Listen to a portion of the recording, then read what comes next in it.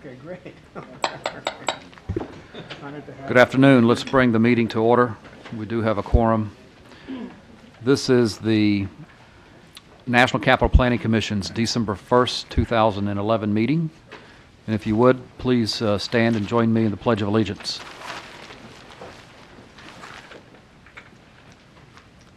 I pledge allegiance to the flag of the United States of America and to the republic for which it stands, one nation, under God, indivisible, with liberty and justice for all. Thank you. For all in attendance, I would remind you that these proceedings are being live streamed. We do have a quorum, and so with the meeting in order, we'll proceed without objection according to the agenda that's been advertised. Agenda number 1 is report of the chairman, and I don't really have a report other than to say welcome to Councilmember Tommy Wells, who is Council Chairman Brown's first alternate. So, Councilman Wells, welcome. We're very happy that you're here. Agenda item number 2 is report of the Executive Director, Mr. Acosta.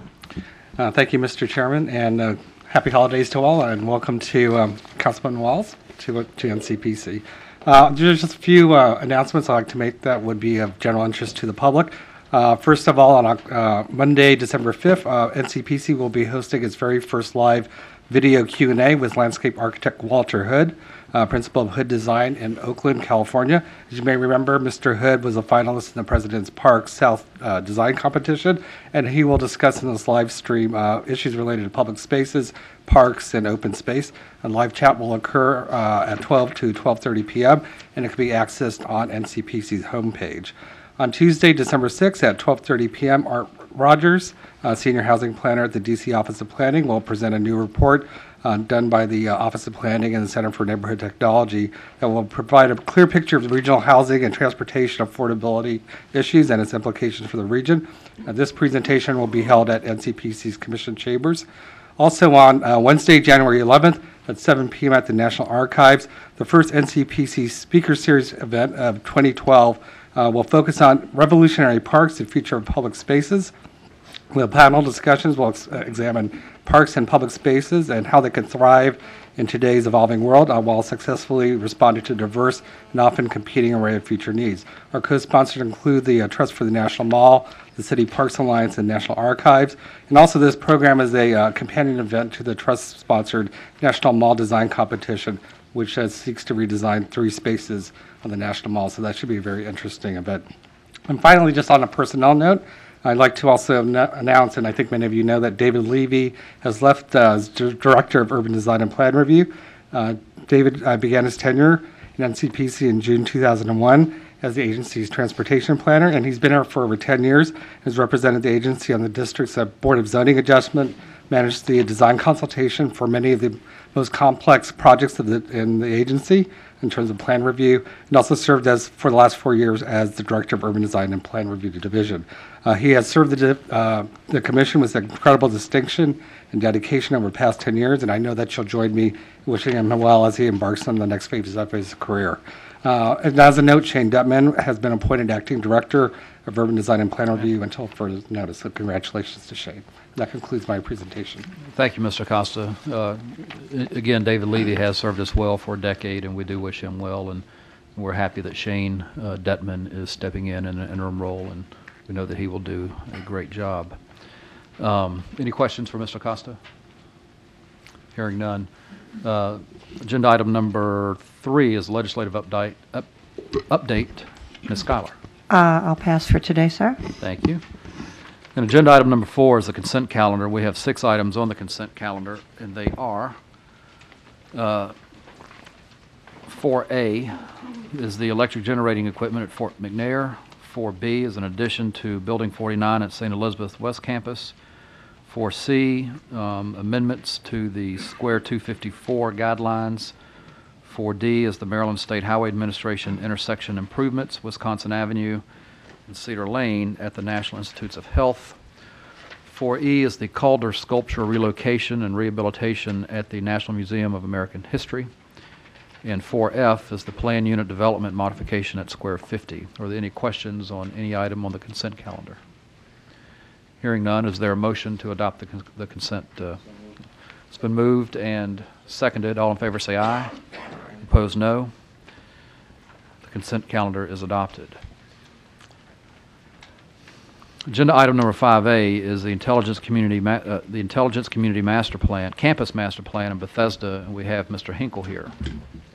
Thank you, Mr. Chairman. I just want to make sure the Commission knows, as well as the public, that there is a revised staff report, and that revised staff report is also available up at the front desk. I know we have a number of people here to speak about that, so I want to make sure they have a copy of that.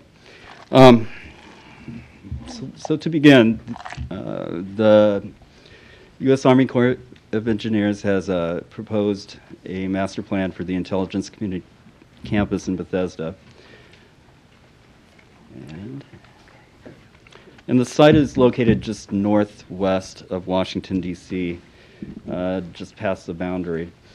It's, just to give you some orientation, of course, this is the Potomac River, and MacArthur Boulevard runs approximately in this location. Sangamore Road, which fronts the site, runs just to the east. And then you have Claire Barton Parkway running along the river in this direction. The site is surrounded primarily by single-family residential areas, in particular up here and in this area here. But there's also some multifamily units, some townhomes in this area, as well as in this area, and a shopping center immediately across the street from the site.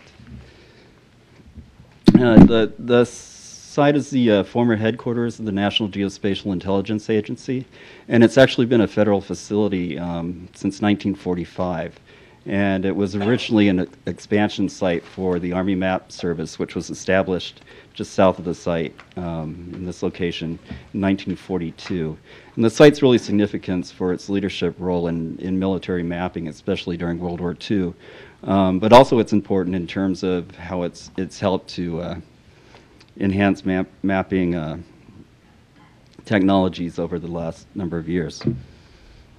This is just another view of the site to give you more of a perspective of its environment. Again, Sangamore Road is running across the photograph. This is south, north.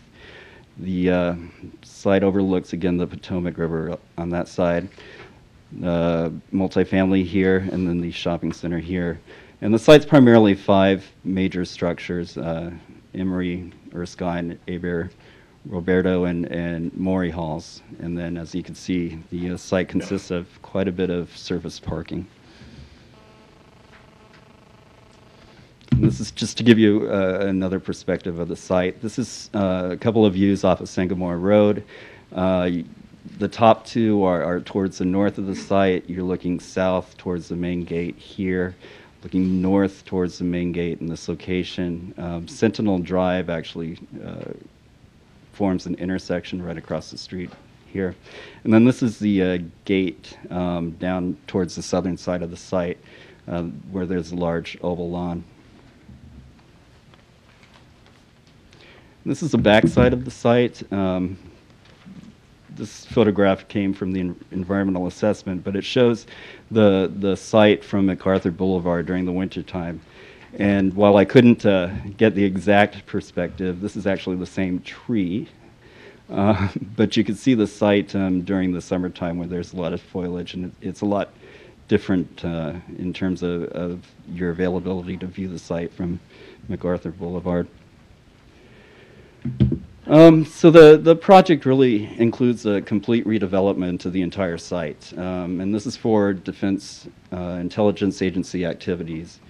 The project goals really are to create a modern and mission-capable facility, to maximize some existing space, to meet anti-terrorism and force protection requirements, as well as to improve the environmental impacts of the site. And there's no change in the land area that's being proposed. The site has been 39 acres and will be 39 acres. And there's no change in the peak population. The site's being designed for 3,000 employees, and the site historically has had approximately 3,000 employees. And to get into some of the details of the redevelopment project, it's really about the main structure, and what I mean by the main structure is what will be constructed with the existing buildings. And the program includes the demolition of 2 of these buildings, Abear Hall, which is right in this location, as well as Emery Hall down to the south of the site, and then the construction of what's called the new infill building, as well as the Centrum. This is the location of the new infill building. Then we have the Centrum here, and the Centrum is essentially a piece of structure that will connect all the other elements. In total, there's about 140,000 square feet being proposed in addition to what exists, and most of this will be located in the Centrum structure, or can be attributed to the Centrum structure.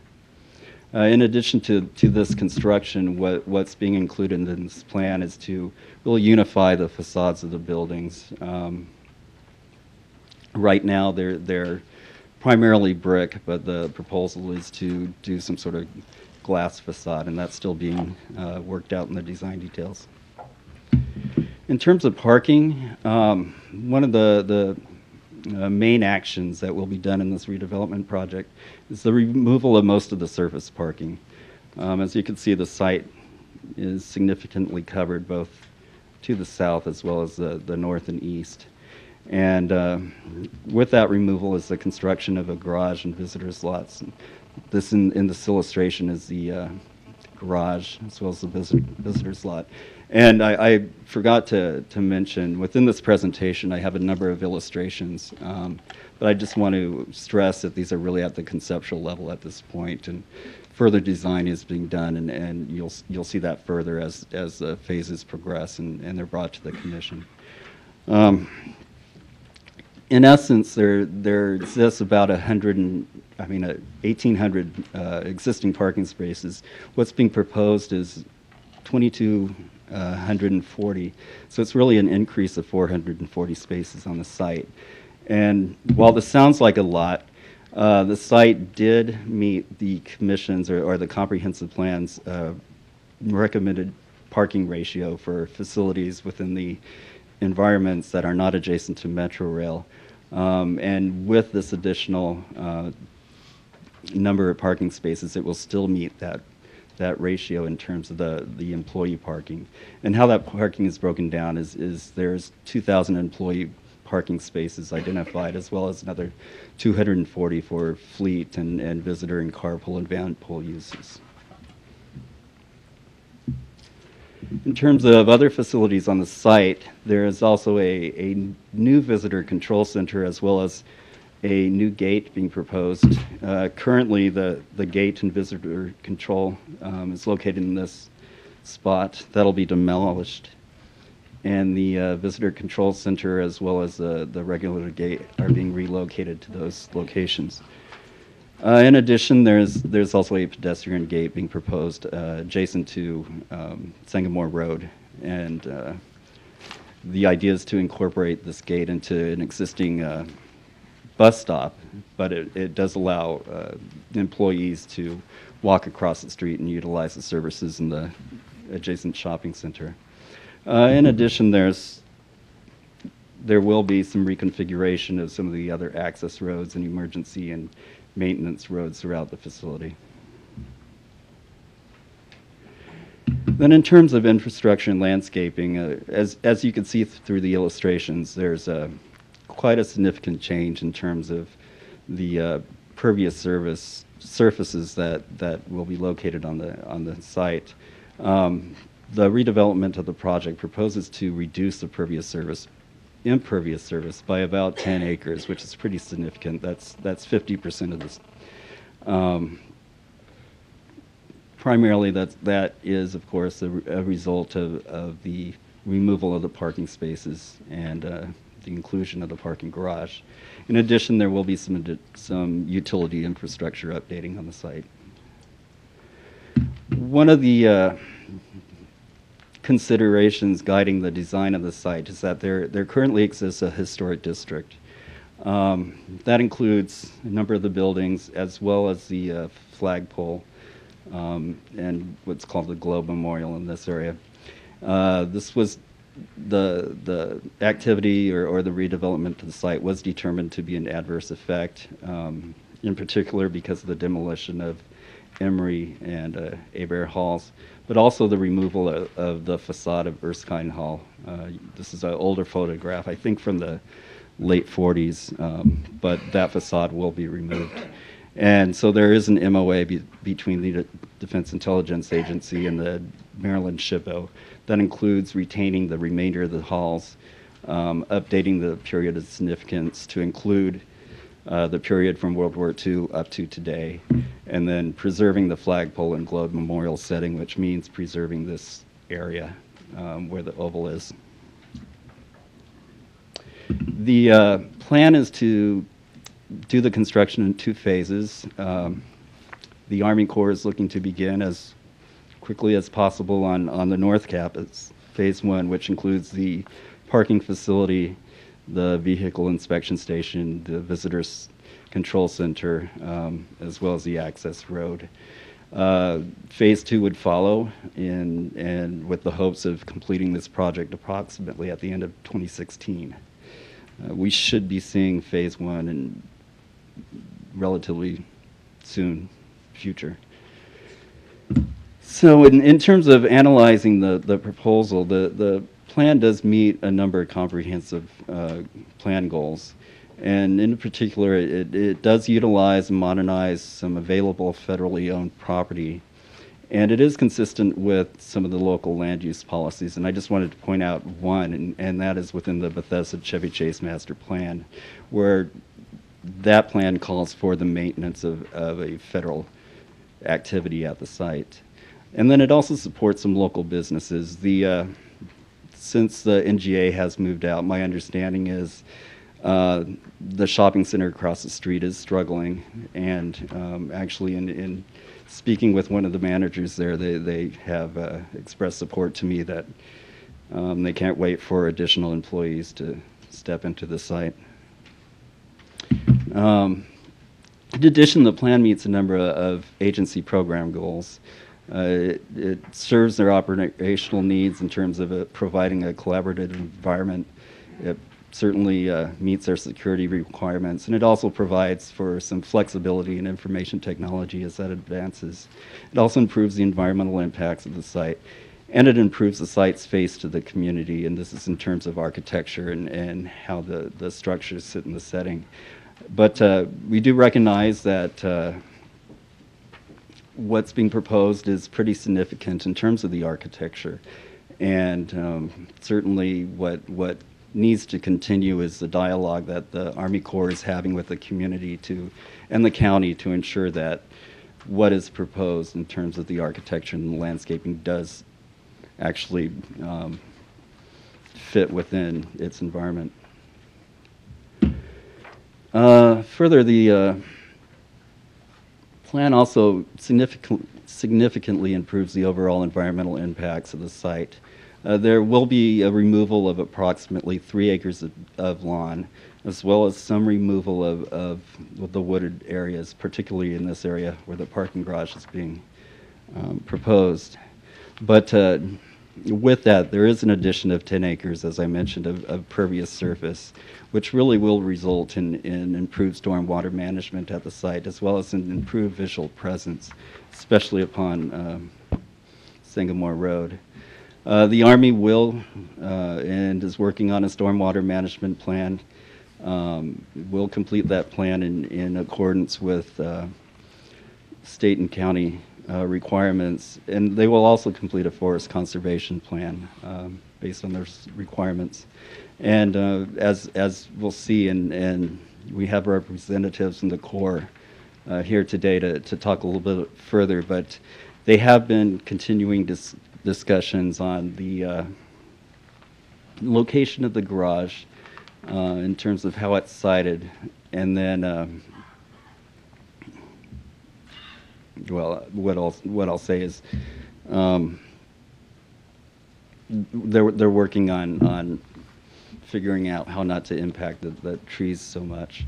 One other important piece of information is that There is some concern about how the site is viewed from the National Park Service property. And up top, you do see a view across the Potomac River towards the site. This is Emery Hall. One of the commitments the Army Corps has made is not to construct anything higher than Emery Hall. And the proposed parking garage is actually being studied to be significantly lower than that. The issue is that where it's located, it may impact some of the trees that are actually providing some blockage of the view towards the site. So that's still being analyzed, and we could get into more detail on that with the Army, but in particular, when we see the phase one, we could really take a good look at that. But I just wanted to mention that this is a consideration. It's an important consideration.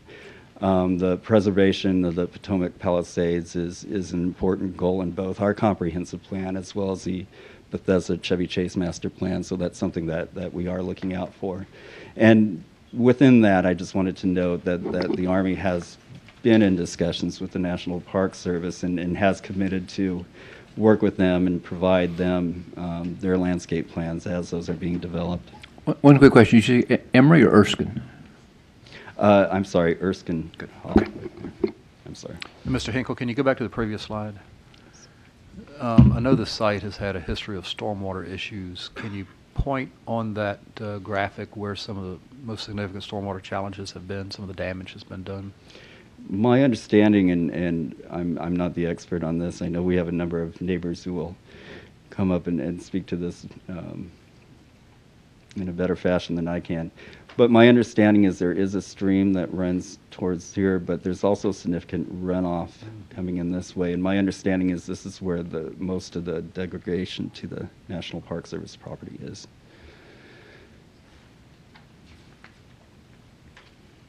Okay, thank you. That's-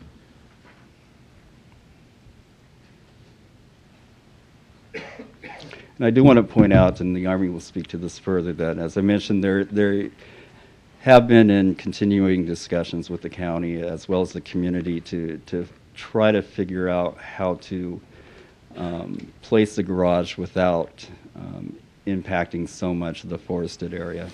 And so this is one scheme, and they will talk to you further about this because this is relatively recent and I'm not all that versed in it. But as you can see, what's being shown here is this was, the general location that's proposed in the master plan, and what's being reviewed right now is a shift, what you see outlined in purple here. And that would remove the impacts to some of the forested area on this side. But we'll get into more details on that later. And just to wrap up, there is a transportation management plan that was completed and associated with this master plan. The difficulty with the site is that there's extremely limited transit in the area. And so the Army is making strides in developing objectives to really encourage employees not to drive. However, it's a difficult location. But the TMP does include some objectives to promote alternative modes of transportation, including transit and carpools and van pools. They are looking at providing bicycle facilities. They are looking at providing improved pedestrian facilities on the site. But they're also looking at perhaps maybe a shuttle service to one of the metro stations along the red line that you see here. And then the site, I'll just point out, is adjacent to the Ceno Trail, as well as the Capitol Crescent Trail, which runs along here. So there are some opportunities to improve those connections to the site as well. What did you say the distance was to the Friendship Heights Metro? I don't know. I believe it's just a couple of miles. And finally, in terms of the master plan, what was proposed on an entry drive was to shift it north. And this top picture, of course, is the existing conditions. What occurs now is there's a main entrance across from Sentinel Drive in this location. This is This is Singapore Road. You come in, the guard stops you here. This is the main gate. If you're a visitor, you could park in this area and walk through the visitor control center in this location. One of the issues historically has been a lot of queuing on the street, is my understanding. So one of the objectives was to get that queuing onto the site and off of Singapore Road, thus the development of the access roadway to the north of the site. So what's being proposed here is a gate in this location. The visitors control center would be in this location, visitor parking here, and of course a new intersection at Singapore Road. This is now being reevaluated based on some further discussions with the county as well as the neighborhood, and so I would like to invite the Corps up in a few minutes to talk a little bit more about that concept, but I just wanted to flash it up in front of you now. Essentially what's being looked at now is perhaps tying it back, so you put the main entrance back to where it is right now, so you form a four-way intersection with Sentinel Drive, and then swing it around and then maintain the gate in this location at the north. So with that, I just want to stress that we see this redevelopment to the site as a real positive. I think there's a lot of positive elements to this. It's, again, reusing an existing facility. It's certainly reducing the amount of impervious surface. There's a lot of positives in this, but there are some outstanding issues, and we recognize this, and that's why we have a revised recommendation in front of the Commission today. And that recommendation essentially, and I'll read it, is to approve the master plan for the Intelligence Community Campus for use by the Commission as a guide for future reviews of individual site and building projects at the installation, but with the exception that the Commission will defer action on the siting, design, and alignment of the proposed parking garage and access road till the applicant concludes coordination with the National Park Service, Montgomery County, as well as the community on outstanding issues, and finalizes its plans for these elements of the project. But we also will suggest commending the applicant for proposing a development plan that reuses and modernizes an existing but physically outdated federally owned facility, and for significantly increasing the pervious and landscaped areas at the installation. And then further to note that to minimize the disturbance of the forested steep slopes near the proposed parking structure, and to provide sufficient trees, shrubs, and other landscaping elements to screen views of the parking structure from the adjacent Singapore local park, and submit landscape design plans for each project phase for review by the National Park Service to ensure compatibility with the adjacent national park. And to submit, the applicant has agreed to submit building and landscape design plans for each project phase for review by the Maryland National Capital Park and Planning Commission to ensure compatibility of the design with the community character in the areas of massing, articulation, and materials of buildings, landscape design, screening of views from the residential property to the south, and street design, which is subject to approval by the County Department of Transportation. And then the applicant has also agreed to work with the appropriate county, state, and federal agencies, as well as the Washington Metropolitan Area Transit Authority, to enhance adjacent public transit, which is bus service, and to improve off-road bikeway connections to the site and from existing regional trails. With that concludes my presentation, Mr. Chairman. But at this point, if you could indulge me, I think it would be helpful to invite the Corps up and to discuss a little bit further what conversations have been occurring and where they're at in terms of the parking garage and the access road. And that might address some of the Commission's questions as we move forward. Thank you, Mr. Hinkle. That's a very good recommendation because there has been significant ongoing discussions. And so before we engage in too much Q&A, let's hear from the Corps first.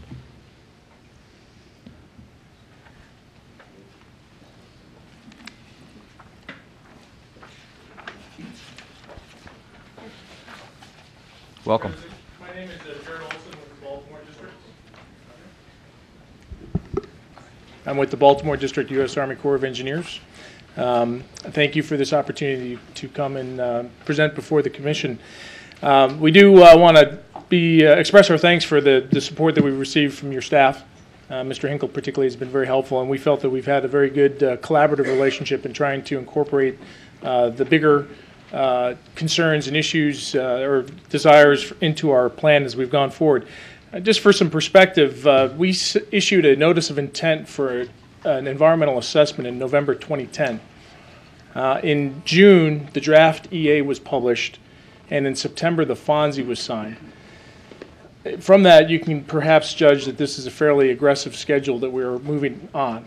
We awarded the Phase 1 design-build contract to Clark Construction in September, and that was largely driven by the appropriations cycle that we were in. So we're presently in design for Phase 1, which again was the northern end of the campus that Mr. Hinkle showed earlier.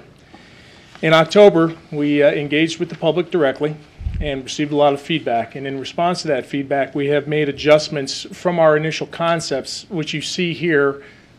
Basically, to the extent that the color does show up, the yellow shading areas were what was originally presented in the EA and were the basis for the concept design. The principal issues were really about the traffic, access to the site, and traffic impacts along Sangamore, the location of the parking garage and the impact on viewshed and forested areas, and then the stormwater management issue that was asked about earlier. So those were the three significant takeaways that we garnered from the 5 October engagement that we had. With that, the first issue I'd just like to address, and Mr. Hinkle already touched on it, was the relocation. Our analysis initially showed that if you remove the stop sign at the intersection of Sentinel Road, which is the T coming in here in Sangamore, the traffic flow and service along Sangamore would actually be improved during peak traffic periods. However, in coordination with the Montgomery County Department of Transportation, they've indicated that they will not remove the stop sign. So therefore, we're given a new constraint. We redid our analysis, and now our solution set basically looks for this sort of an arrangement. Briefed this at the 29th November community meeting, and it was fairly well received by the public. Some lingering issues with regard to traffic and larger impacts away from the site at the intersection of Sangamore, Massachusetts, Sangamore, and MacArthur. And those are things that we're going to continue to coordinate and cooperate with Montgomery County on as far as providing the assistance that we can as they look at and evaluate those. Next slide, please. Oh, sorry. I have all the control here. Whoops. All right. Ben, you have seen this already. Again, this shows the rotation. Again, principal concerns with regard to forest impacts with the yellow footprint shown here was the planned or intent to remove the woods all the way up to the property boundary for the purposes of security zone around the northern or western perimeter of the site. We have since revisited that and have determined that that's no longer a project requirement. But the necessity for the on-site parking, which is driven for a variety of reasons, but one of which was community feedback garnered early 2001 timeframe when there was a consolidation to this facility where there was significant concern expressed about the lack of capacity for the occupants to park on-site and pushing that parking out into the community, both into the shopping center and into the local streets. And that was expressed as a concern by the community at that time, and we took that as an input. So the requirement for the 2,200 spaces that Mr. Hinkle referenced earlier was the design parameter input into our development of this plan. The next slide, please. Oh, shoot, here we go again. All right. You all get trained by the end of the briefing, Jeff. I'll be good to go, okay? So my apologies.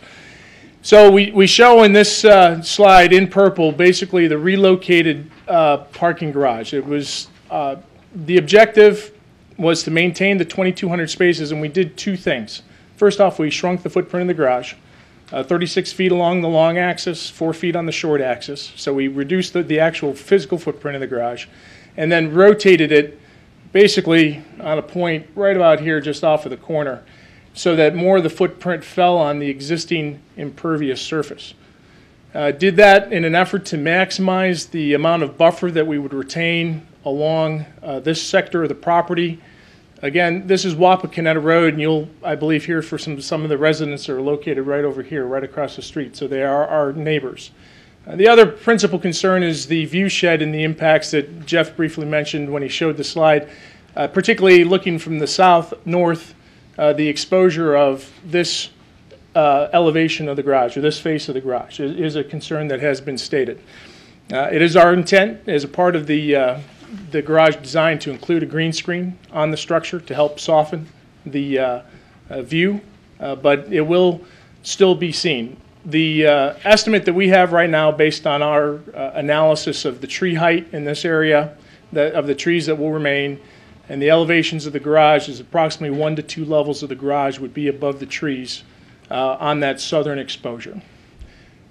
We believe that actually the concealment will pretty much remain in effect here, that the tree height will be higher than this corner of the garage.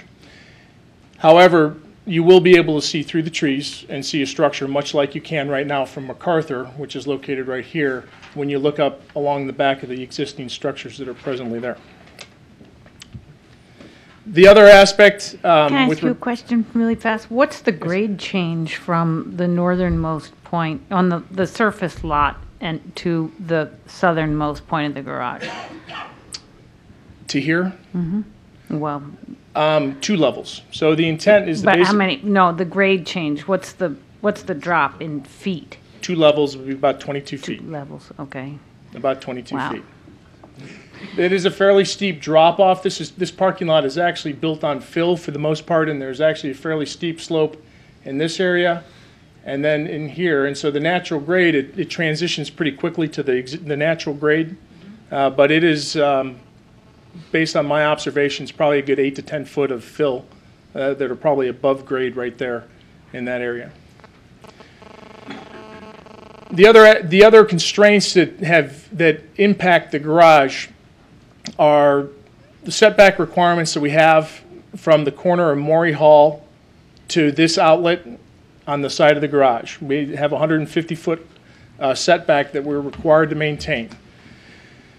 The geometry of the vehicle inspection station and the distance to the final denial barrier, which is located here, is a fixed distance and a security requirement. Basically, it's about the guards in the event that someone goes through the security inspection facility unauthorized, that they have the reaction time to basically activate a denial barrier.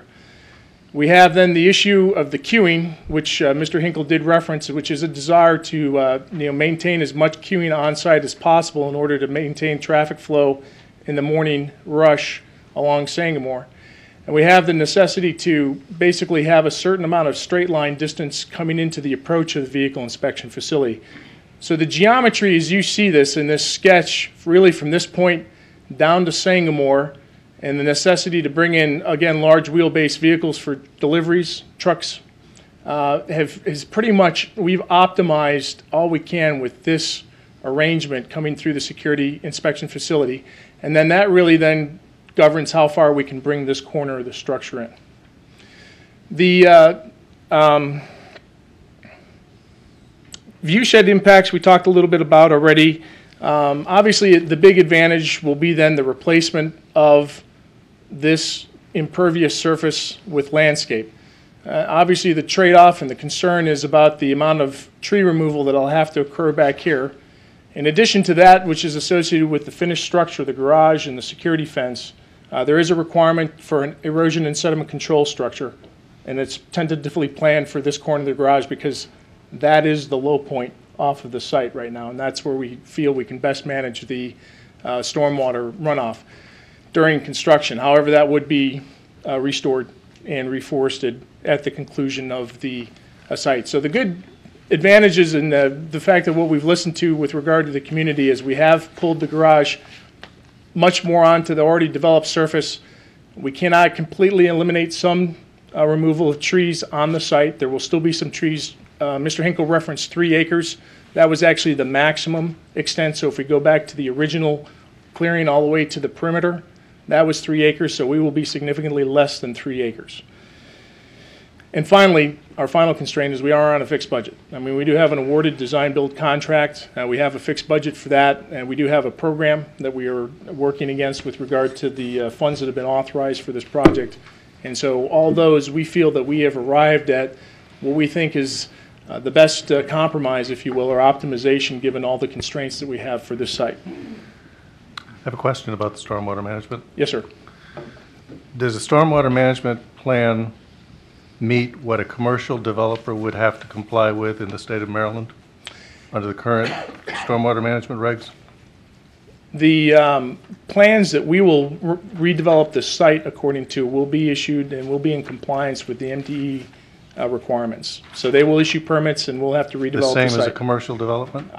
That's beyond my level of knowledge as to whether there's a different standard or not. But I don't think there should be a different standard. Although it's a federal agency, I think that we should be meeting the highest requirements, and in the state of Maryland, they're rather severe.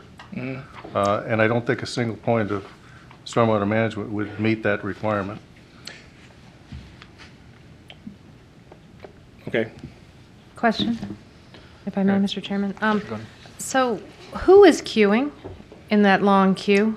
You mentioned trucks who are making deliveries, but during the peak morning rush is the occupants that are coming onto the employees? site. Employees, correct. Okay, so I have a question. What is the distance between the garage and the nearest occupied point of the building? Maybe that would be Murray Hall. It is 150 feet from this corner to just outside this intersection. What's right your standoff distance? here. 150 feet. Okay, so why don't we make the garage outside the security perimeter? Why do we have an interest in securing cars?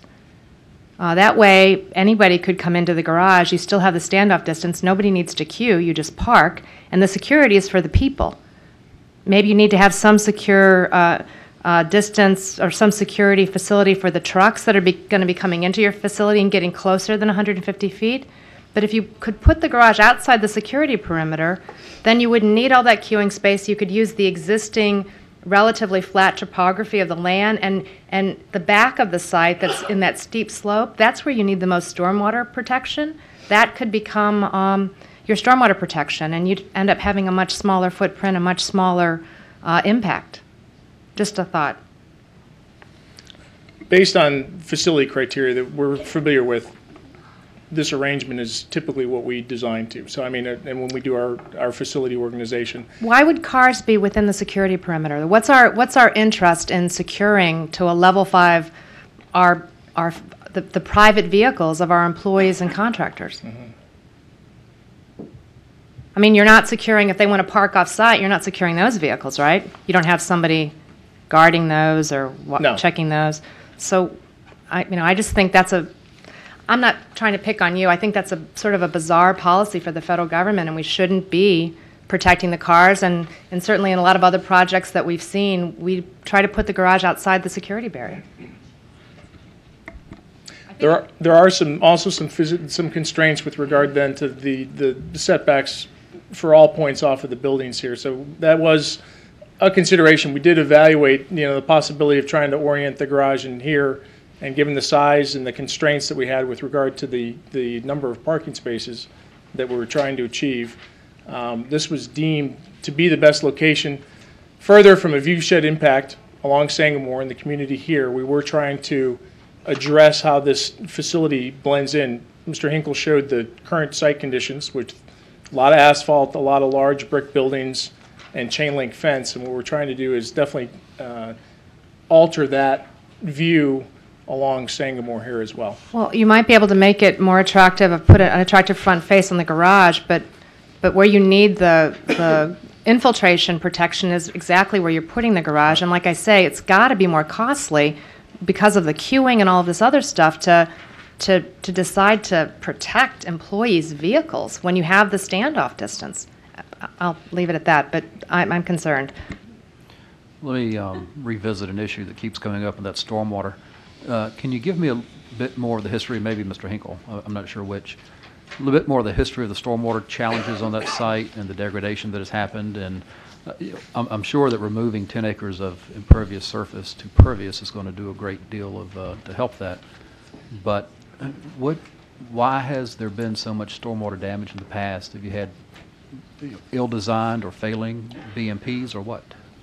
I really, And why mean- has it gone on so long? I can't really comment on that as we're not the owner or operator of the facility.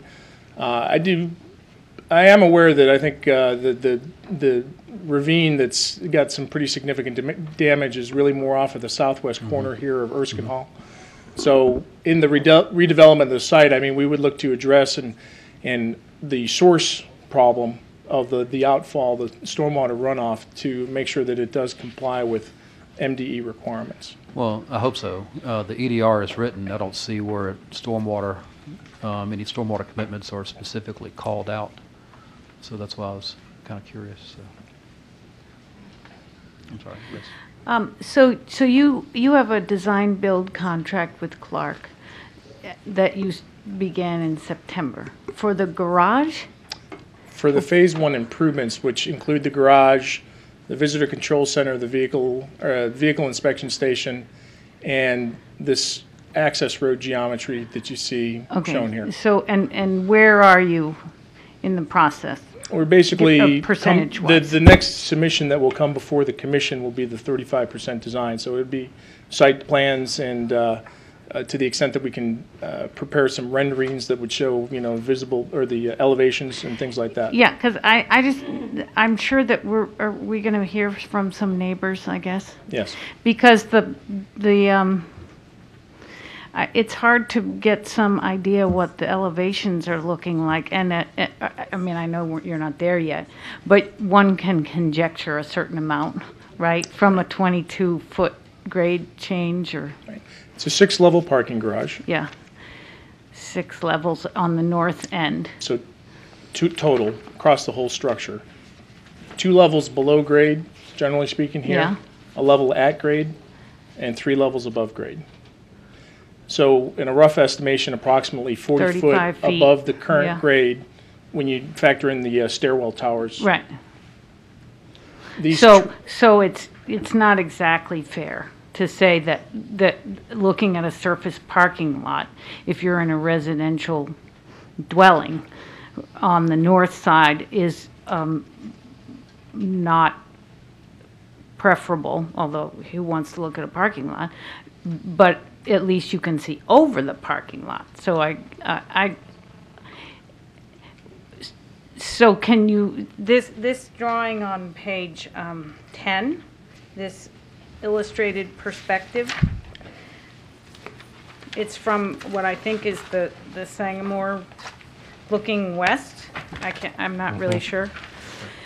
So this is your best guess right now.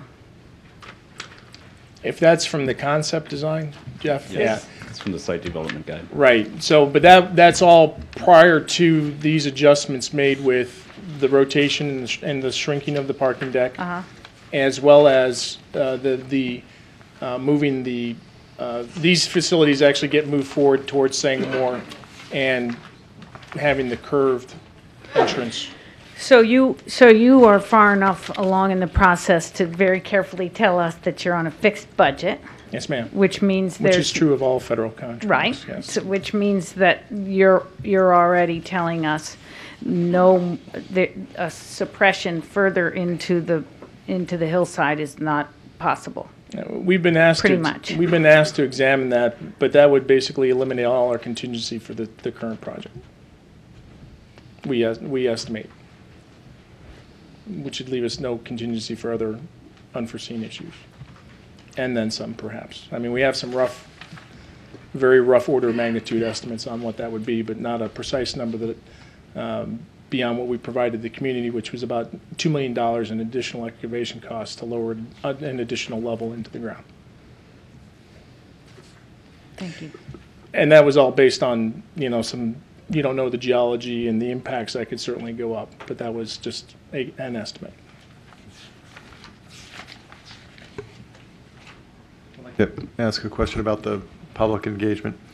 You very quickly told us or recapped the history of the project from November 2010's notice of intent, and you went all the way through the signing of a FONSI in September, and then you said, and then you had public engagement. Was there any prior public engagement during the course of the EA? Yes, but there was no, I think the term I used was direct public engagement, which was a meeting. But there was public notice, and the DEA was available for public comment. Was there public comment? Yes. We did receive public comment both at the notice, the intent notice in November, and when the draft EA was posted. Mm-hmm. And were there further agency consultation meetings after the January meeting that the Park Service attended?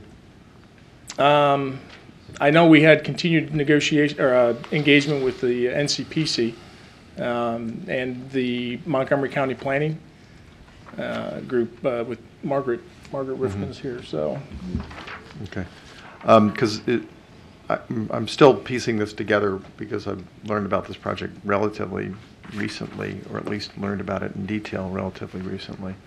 But I don't believe that there was significant consultation between the Park Service and the Corps of Engineers between the time of that initial meeting in January and the notification that we had that there was a FONSI in September. Okay. And that was a very significant gap. Normally, when we do an environmental assessment, we have significant direct public engagement during the writing of the EA. And we also have agency consultations when there are affected agencies in the vicinity. And that clearly did not occur here. We did have agency consultation. Not with the Park Service. Okay. Rich, can you comment on the Park Service? Yeah, you received comment from the Park Service. You need to be on a microphone if you're going to. Why don't you just tell me and tell me what it is, if you would. When did we receive it? Park Service came during the notice of availability, the EA. That's Mike's summary. Okay. And also comment from the Park Service with respect to the Section 106, the SHPO MOA. Okay. As well. Tell you what, since you're more knowledgeable on it, why don't you identify yourself and make the remark then? Major Rich Wolf, also Baltimore District Corps of Engineers. The response or the coordination with the Park Service occurred with respect to the EA, the notice of availability, the EA itself, also with respect to the Section 106, the Maryland State Historical Trust MOA process. The Park Service was also consulted during that process. Most recently, the C&O Canal Park Superintendent was invited to participate in the public commentary that has occurred over the past 2 months. Right, and actually there are two parks that are affected here. It's C&O Canal and George Washington Memorial Parkway operates the Clara Barton Parkway. Correct. What was the timing of the Section 106, and what was the timing of the notice of availability of the EA? The notice of availability of the EA was distributed on 12 November of 10. Right. The EA, then the EA was available on 3 June. Right. So did you receive comment from us on the EA itself after 3 June?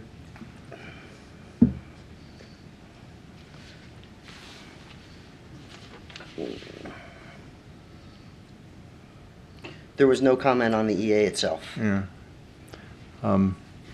Again, there was an initial agency discussion that occurred, I believe, in January of 2011 that both parks attended. And there was no follow-up on that directly with the agency until much, much later in the process. And that's the only point I'm trying to make. Thank you.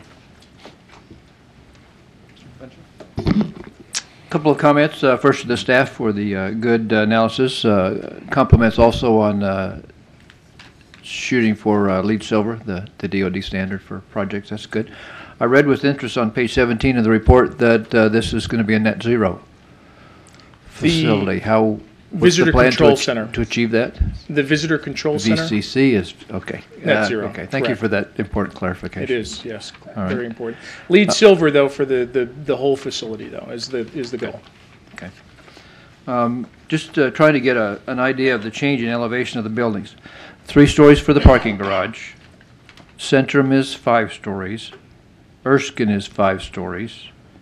The new infill building, which unfortunately requires the demolition of an existing building, Albert Hall, is 2 stories.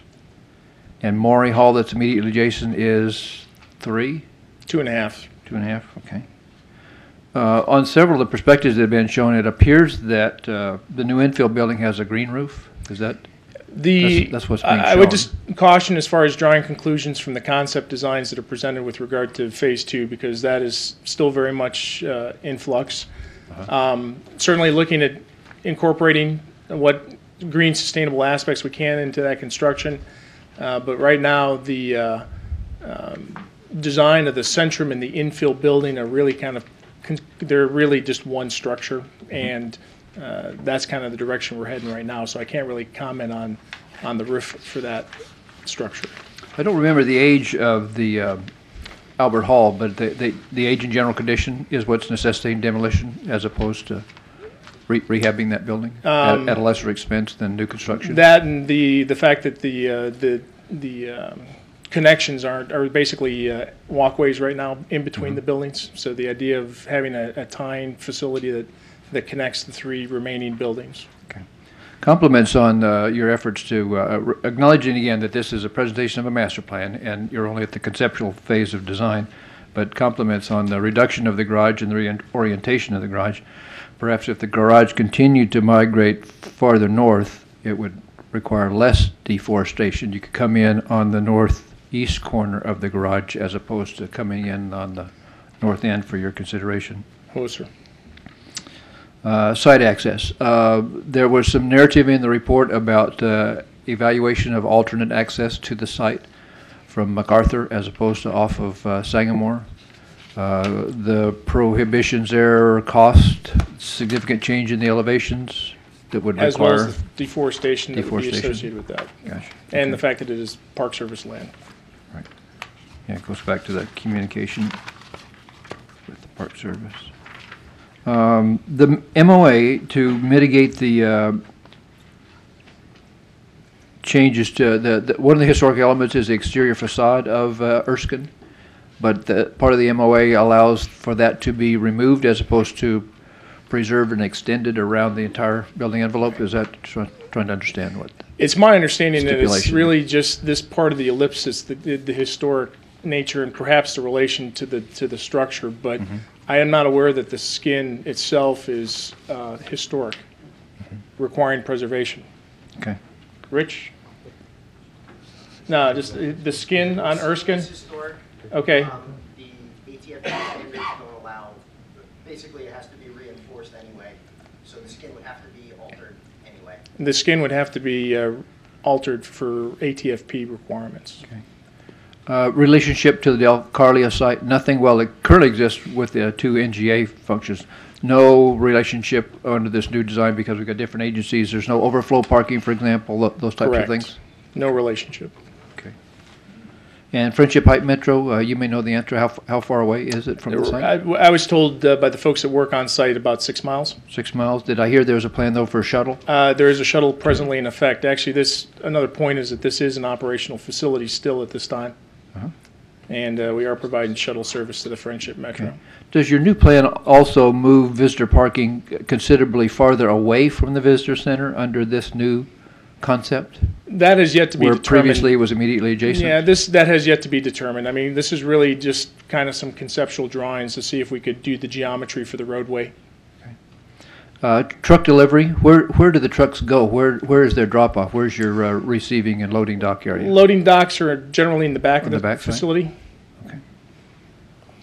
Where's the physical plant? I'm sorry, sir? Where's the physical plant? Where do you get your utilities, your steam, hot water, chilled water, so forth? Is that all from? Currently here, substation right here. Okay, and those will remain. There's several drawings on staff report, page 3, for example, that shows a structure to the west and behind Erskine, and that's the plant, and it will remain right here, right there. Well, yep, right. That's the current utility plant.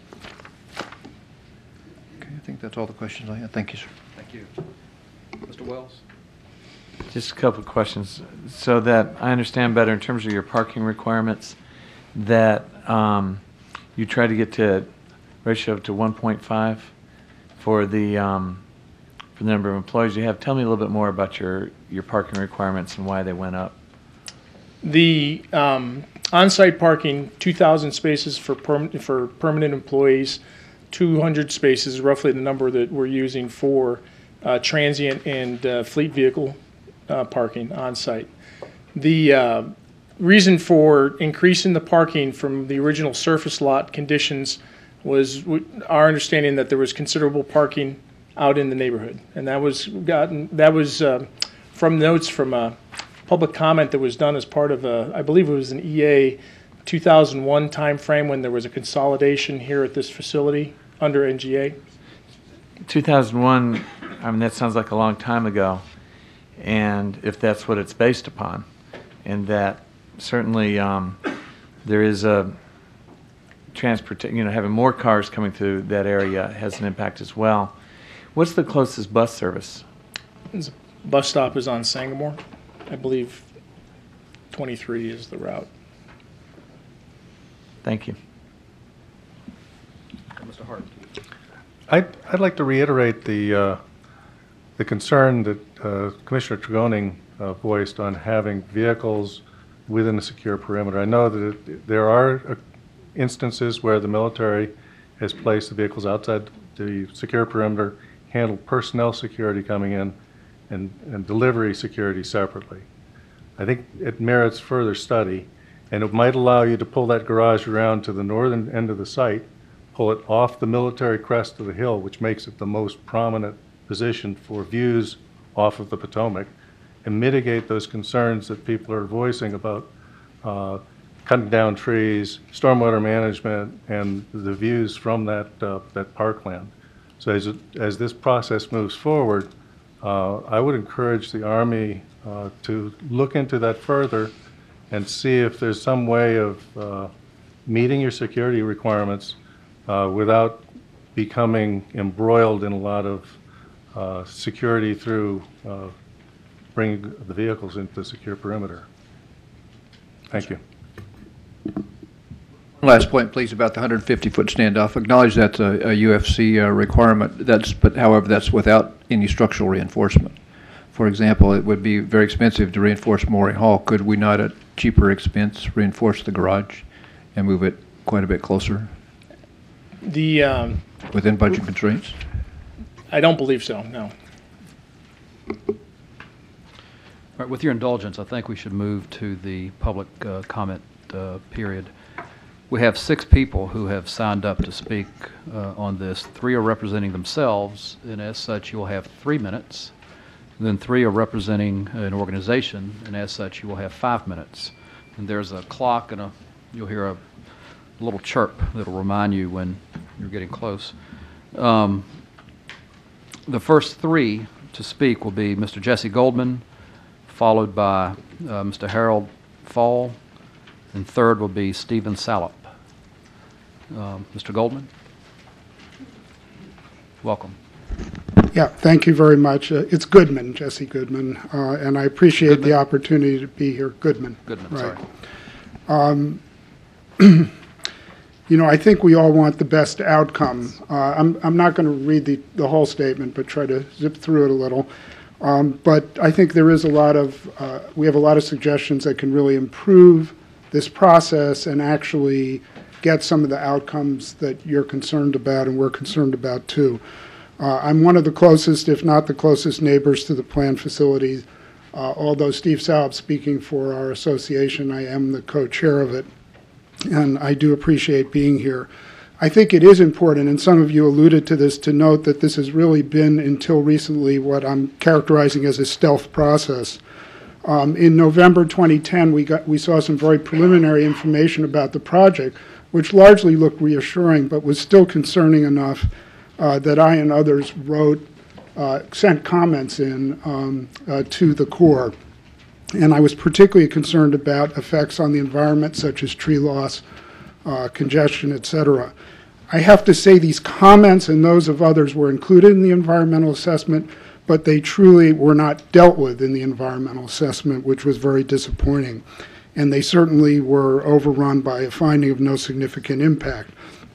So finally, the Corps did come to meet with the community a year later in October of this year, And that's when phase one of this project, which is indeed the garage, the part there's the most uncertainty about, was presented as a fait accompli. Basically, it was the contract's been let and the bulldozers will be there in a month.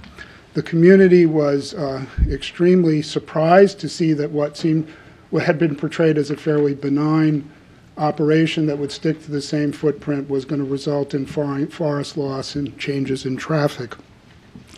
On the positive side, there's been a productive dialogue and discussion since then that you've heard about, but I have to say that myself and other members of the community, and listening to you also, we've identified a number of persistent concerns, which I think if they aren't addressed will cause irreparable harm, both to our community and the larger environment. I think to accept this plan based on vague assurances of future improvements, even though it's a master plan, would be a mistake. In particular, I don't see how it's credible to divorce review of the master plan from review of phase one, this garage and its siting and the tree loss, which in fact are the key drivers for the concerns identified within the plan. So I wanted to raise that. There are three major issues that I think must be, and I think they can be resolved before this should be accepted by your commission. First, the plan, even with the changes, still results in irreparable loss of mature trees and forests. What does that mean? Go ahead and finish your statement. Okay.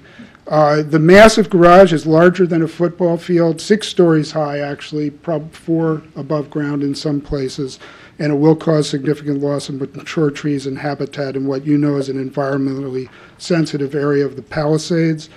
The environmental assessment only considered trees 32 inches and larger, which followed a pattern of sort of minimizing impacts, but really ignores the fact that substantial amounts of forest would be clear-cut. It's in the comments, but I won't quote the NCPC report itself, which quotes from the Bethesda Chevy Chase master plan about the very special nature of this area and the need to protect trees. So this plan is in direct contradistinction to that and contradiction. Now, we do appreciate the changes and the collegial attitude with the Corps in the last few weeks, and these changes result in improvement, but still cutting for the fencing, the clear space, as you can see on there, the shifting, the space over the forest that will be cut, as well as what we just heard about 2 days ago, a new drainage pool, will result in an unspecified number, but clearly substantial amount of tree cutting and habitat loss in there. And I think it's important, and you can see from here, those of us in this neighborhood know this is exceptional to have all this contiguous woods. This is an ecosystem. We do see migratory birds, wildlife, etc. It is the character of this area, and this will affect that and erode it, no doubt. We've heard that even though the garage is moved up on the side at the top there, there's still footings that will be dug and cause a problem. I'll try to quickly conclude given the time. So I think if you put together the loss from shifting this over into forested areas, from along the perimeter, and from this pool, it's sort of 3 strikes against the forest. There's 3 significant areas of forest loss. I think that further steps must be considered to get rid of this tree loss, and that this really isn't acceptable in such a sensitive area. Second, I point out that the garage is massive. I mean, this is a massive structure, larger than a football field. It will loom over our neighborhood. It will affect vistas. It is right, as one of you pointed out, in the most sensitive environmental area in terms of steep runoff, et cetera. That just doesn't make a lot of sense to me. We think the garage could be made smaller or buried. Third, there's been a lack of clarity, and I think this is genuine confusion. I'm not, implying dishonesty about numbers of people who will need to be on the site. It is unclear, as Mr. Wells said, why 600 more spaces are needed. I asked one of the Corps, and they said, well, we were told that more people are parking in the community several years ago. I can say from living there for 10 years that there's not 600 people parking in the community. So either there are going to be more people on the site, in which case we need to figure that out and deal with it, or if it's the same number, the amount of parking space should be able to be reduced. You need to wrap up, please. Yeah. Please wrap up. Okay. To close, like many in our community, we support a new intelligence campus, but the master plan has fatal flaws and uncertainties that really should be resolved before even it is approved. Without such changes, I think there's going to be permanent harm both to the character of our community, but also to this very special Potomac Palisades watershed and ecosystem and forest. This is not about not in our backyard. We're willing to have this facility here, but it has to be here in a way that's not harmful to our community and the environment. I pointed out that I built a new house 10 years ago and managed to do it without taking down any trees. I think working together we can do that. I think we need to hit the pause button here and be sure we have this right before it goes forward. I can honestly say while appreciating the interactions we've had, if that community meeting had not taken place in October, I think all those woods there would be gone right now. Thank you very much. Next up is Harold Fall with the Glen Echo Citizens Association. And as you are representing an organization, you have 5 minutes. And please keep to the 5 minutes. In fact, I intend to yield about 3 minutes to Steve Salop, so great. I'll be brief. Thank you very much for allowing us to have the opportunity to speak here today. I'm the president of Glen Echo Heights Citizens Association. We abut the site. We have about 484 homes and roughly 1,300 residents. On October 5th of 2011, we hosted a presentation by the Corps of Engineers of the master plan for the facility. This was attended by about 185 residents from all the communities closely impacted by the plan, together with representatives of government agencies and political offices. This was the first occasion in which many of the residents became aware of the master plan, and was the first occasion in which the Corps engaged in a dialogue with neighboring communities. The discussion subsequent to the presentation was animated, to say the least. The principal concerns of the residents were garage size and location. The garage is 480 feet by 240 feet, overhanging steeply sloped mature forest. There would be considerable deforestation due to the garage size and location. The location of a sizable stormwater basin on steeply sloped, heavily wooded terrain was necessitated by the garage size and location. The garage impact on the view shed and intrusion above the Palisades tree line was an impact. It affected the National Park Service land. No consideration was given to the neighborhood abutting the west side of the site. There were traffic issues, and there was erosion and sediment. On November 29th, this past Tuesday, the Corps of Engineers made its second presentation to the affected communities, which showed considerable progress. However, major issues remain, most particularly the garage size and location. The communities now have an excellent dialogue underway with the Corps of Engineers, which is greatly appreciated, but there is insufficient time for us to engage with the Corps for an optimal solution to the garage question. The dialogue underway now should have occurred long ago. November 19th, 2010, I received an email from Ken Hartman of the county advising me that the Corps had posted a website showing a draft master plan and was soliciting comments on that master plan. I sent an email to our Glen Echo Heights residents. We have about 350 homes that I can reach by email, and noted this situation. Additionally, I invited readers to comment on our website. December 9th, 2010, I sent a letter to the Corps inviting them to speak. I referenced the comments that we received on our website and invited the Corps to read them. By the time the October 5th, 2011 meeting was held, the finding of no significant impact had been approved. But while the Corps surely had proceeded in accordance with their policies, there had been no dialogue with the community. The concern now is that there's insufficient time to conclude reasonable, optimal modifications to the plan.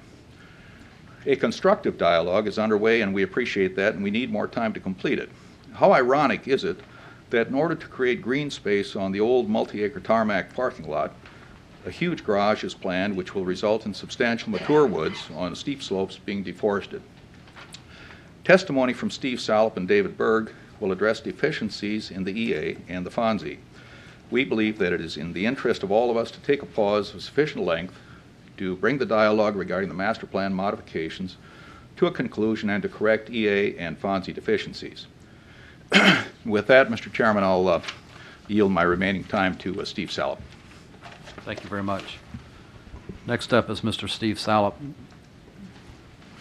representing an organization, and you're still limited to 5 minutes. Okay, do I get his? No, you're limited to 5 minutes. Okay, well. Thank you. Thank you. I think the discussion that you've all had and the comments and the statement that I put in and Jesse Goodman put in and Harry Full put in demonstrates why approval of the master plan at this point is really premature. Fundamental aspects of the project are still in flux. Key aspects are being reevaluated. For every one of Jeff Hinkle's slides, there was a little white box that said, well, they're not actually going to be following the master plan. They're going to be adjusting it in some way or another. That goes for the parking garage, which is the cornerstone of the project according to the master plan, stormwater management, and traffic. None of the designs, none of the designs for these key components are contained in the master plan that you have in front of you. They're all add-ons. As a result, you don't have a concrete plan to approve or not to approve. So it's not clear to me what exactly you would be approving if you approve the master plan today. In addition, there are significant public participation problems with the process that were pointed out. The public participation has just begun in October. Right now it's very productive, but frankly it's 8 months too late. Harry Fall contacted the Corps in December of 2010 and asked for a meeting. They delayed the meeting. They didn't want to have that meeting. They wanted to have what he characterized as a low profile, which I believe means secrecy, and they did not engage with the public until after the FONSI was issued. I believe that probably violates the NEPA rules, but it certainly does not indicate a process that satisfies the planning process that you have in place. There's so much we don't know, and so I'm involved in this process of talking to the Corps about the changes in the plan. There's so much we don't know. There's so much they don't know. They could not produce elevations for us. Okay, so you're being asked to vote for a master plan. Well, we don't even know what the elevations are. Frankly, you're being asked to just approve a master plan in which they promise that they will do the things that should have been put in the master plan to begin with. They got engagement, a little bit of engagement from Montgomery County, but that was also based on the limited and erroneous information that they gave the county. For example, yesterday the county executive of Montgomery County basically walked back on his support, saying that he had serious concerns, whereas in November 2010 he had written a letter of support. There are other problems. I'll just go through some of them quickly in the time I have remaining. The number of parking spaces appears to violate the NCPC parking ratio standards. The 1 to 1.5 ratio, which is at the low end, would imply 2,000 spaces. In fact, the Corps in the TNP from November 9th, they committed to 2,000 spaces, and they said those 2,000 spaces would include fleet and visitor parking. You have that in your package. That's on page 9 in the executive director's recommendation. However, they're now saying, and Mr. Hinkle said, that it's going to be 2,240 spaces. So where did the extra 240 spaces came from? Well, they renamed those extra spaces to be fleet and visitor parking, even though they were supposedly in the 2,000 that was committed to on November 9th. I really don't understand how the parking ratios could properly be manipulated simply by renaming spaces. They've made numerous claims that this is going to be a green site, but one has to say it's just quite incongruous to say that the way in which you're going to achieve a green site is by tearing down a forest. Moreover, there's a question of how green it's going to be. The master plan says that they're trying to maximize developable space. So they've made no commitment. They've said they have no current plans to increase development, but that's not a commitment. I believe a master plan should have commitments. Finally, and it's been said numerous times, the whole master plan is premised on the idea that the only view that matters is Sangamore Road, not the back behind the garage. They basically ignored that. They ignored the impact on the C&O Canal and the overhang in MacArthur Boulevard. There's more deforestation here than is maybe obvious. There are going to be huge footers. You need to stay at the microphone. We're recording. Okay. If you look at that upper left-hand corner, there are going to be huge footers. That's going to necessitate taking down trees all along the rest. There are 2 stormwater facilities planned. One, a temporary stormwater facility. It's a temporary facility, but they're going to have to take down mature trees down towards MacArthur Boulevard. So while it's a temporary facility, it's going to have long-term adverse impacts. There's going to be another stormwater facility, I believe, south of the garage. Again, more trees being taken. Finally, one last point, 2 last points, if you'll indulge me. They said it's going to reduce traffic. In fact, the reason why they said it's not going to increase traffic is because they were going to put in a 4-way stop. They were going to eliminate the 4-way stop and put in an extra turn lane. Both of those ideas have been eliminated. Therefore, traffic's going to go up. They think the traffic's going to go up by 44%. No contingency to take that into account. Where do we stand? Well, while we appreciate the engagement, I think there has to be more. And I think by issuing the master plan, you're going to make it harder. We need a timeout to give time for this process to continue. What the community wants is we would like the garage downsized and buried 2 or more additional levels. We would like them to, that will increase the cost of excavation, $2 million a level, but if they make the garage smaller, they'll save money on the size of the footprint. We would like them to see an enhanced shuttle program. They say there's a shuttle, but basically if you read the master plan and the EA carefully, they have really said mass transit's not an option for this site. So we want them to engage in affirmative efforts to have an enhanced shuttle program so that more employees can commute and the garage can be smaller. We'd like to see them reach a 1-to-2 ratio. We'd like to see them lease supplementary parking spaces from the surface parking at the Safeway lot across the street. Yes, the Safeway you probably didn't like previously that people from the site were parking for free, but I'm quite sure that if they were paid proper price for those lease sites, they'd be happy to do it. And that would give the site, that would give the occupant an incentive to move more people into carpooling and van pooling, more people into the shuttle program, because they would save money. They wouldn't need to lease as many spaces. Thank you, I would Mr. hope Sauer. that's what you would do with the planning process. Thank you. Thank you very much. Up now is, Mr. Chairman, may I ask a oh, please. of the folks who, the citizens who were kind enough to come here to speak? So Please. you heard our discussion.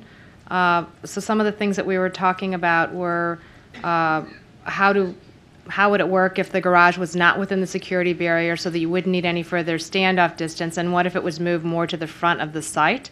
And you also wouldn't need all that queuing because you wouldn't be protecting the cars in the garage. I mean, obviously, I'm not saying yay or nay, you need to look at other issues, but is that something you would like the Corps to consider in a next iteration?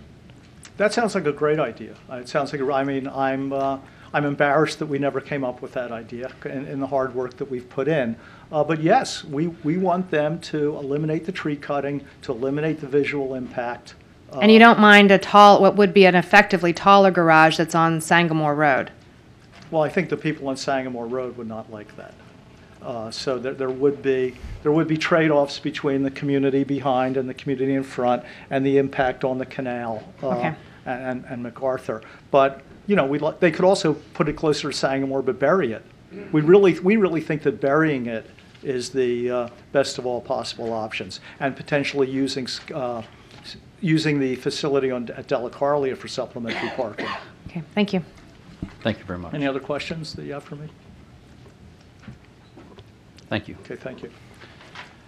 Next up is Ms. June Humbert, and she'll be followed by Mr. David Berg, and then Brad Northup, and then Mr. Harry Lewis.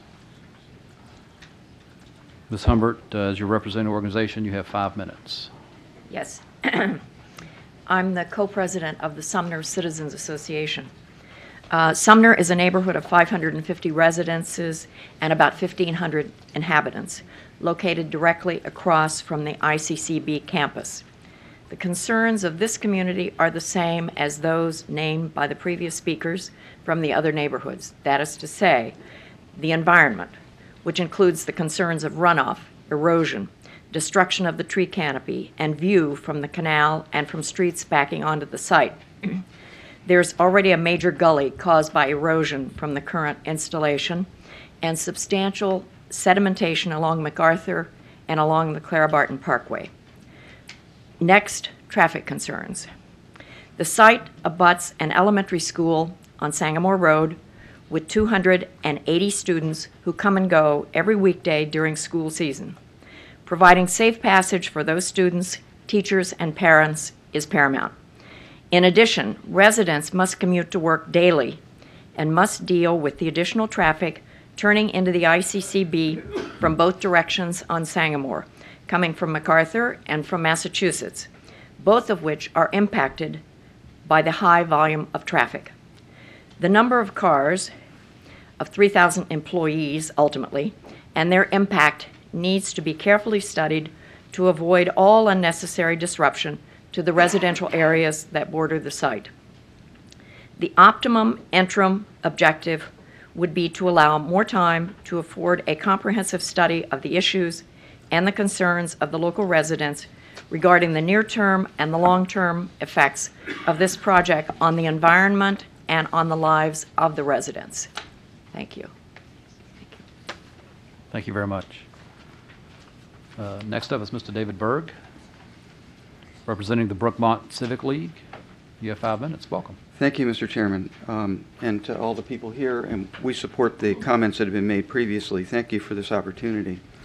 Brookmont learned of this project only after the FONSI was finalized. We were never notified. The public notices go in the Washington Post or the Federal Register. We never knew. Thanks to Harry Full, we found out in time for the October meeting. Our concern is that the project go forward but be done responsibly. That's the critical issue for us. The current site master plan does not meet this community requirement. It is vague, and it contains many inaccuracies.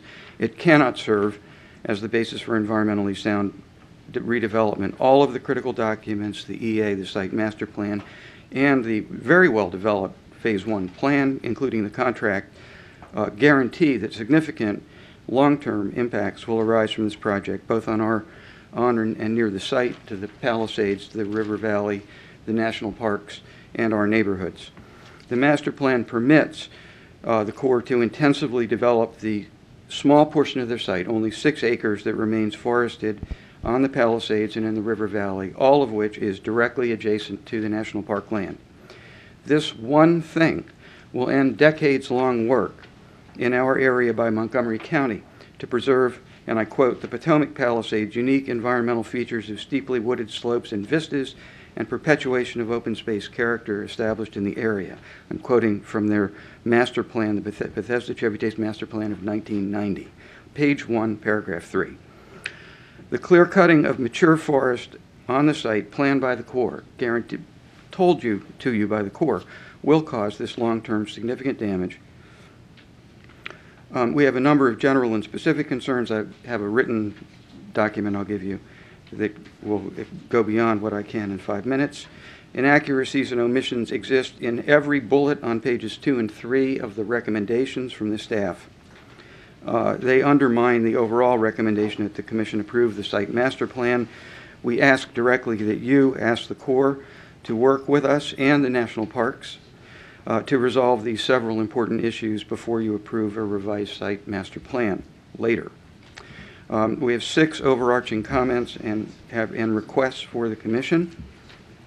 Number 1, the site, I've already said, the site master plan will certainly cause long-term and significant adverse environmental impacts. It will do this first by cutting the trees. And I have an example which I don't have time to go into. The staff report quotes the master plan as saying the redevelopment of the site is consistent with many of the Montgomery County's recommendations with the master plan, including federal employment. I'm sorry, the primary purpose of the master plan is protection of the Palisades and the Potomac River Valley, and it says so plainly, and I just read you the quote from that.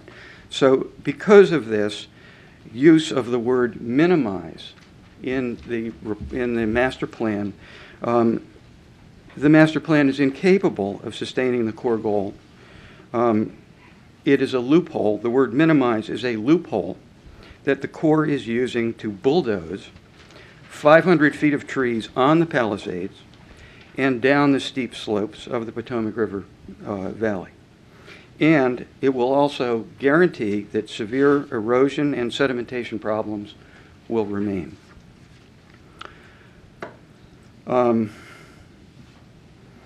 So we ask you, therefore, that you direct the Corps to modify the site master plan to remove all statements and ambiguities that can lead to this long-lasting environmental and aesthetic harm. The 6 acres of remaining forest should be protected unequivocally in the master plan. Second point, over the years of operation, site operations have caused erosion and sedimentation in 2 locations which the Corps had difficulty identifying for you. The EA mentions only one of these points, and it mentions no places where sedimentation occurs. One place is in the C&O Canal. The superintendent is very disturbed about that. The Corps has rejected our request that they clean it up because legitimately the budget for this is BRAC money. They can't use it for it. There's been no suggestion that they will be proper stewards of the environment and find a way to clean it up. We can't trust their stewardship, their commitment to stewardship, until they do. May I continue briefly? Briefly. So we ask you to direct them to take responsibility for remediating the existing extensive erosion and sedimentation. The third issue is the traffic plan. Very simply, the traffic plan covers 1 block of Sangamore Road. Every car getting to that 1 block travels the length of Sangamore Road, or half the length of Sangamore Road, but it also must travel either on MacArthur or Massachusetts. In the Department of Energy's environmental process, which I'm very familiar with, you must cover regional issues. The Corps doesn't do that. There is extensive and well-known congestion in those areas that should be addressed by the county, and the Corps should work with them on that.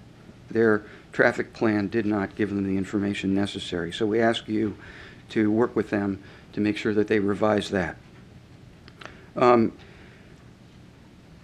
Steve spoke about the need for a transportation management plan. We ask that you ask them to provide greater specificity there. We certainly appreciate the recent engagement, but we're not there yet, and we need to have a very solid master plan that doesn't have these vagaries that allow them to use the word minimize to cover the fact that they're going to expose a 500-foot expanse of the parking garage to the west, as well as the 250-foot expanse of the garage to the south, to the view shed in Washington, D.C., Virginia, and Maryland. Okay, you need to wrap up. Okay, so we request that you ask them to declare this timeout. It's extremely important that we continue the process that we've begun. I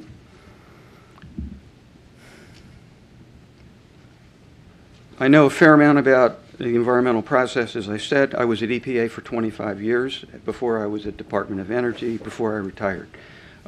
This FONSI should never have been issued. There will be long-term impacts, and they will be substantial, significant.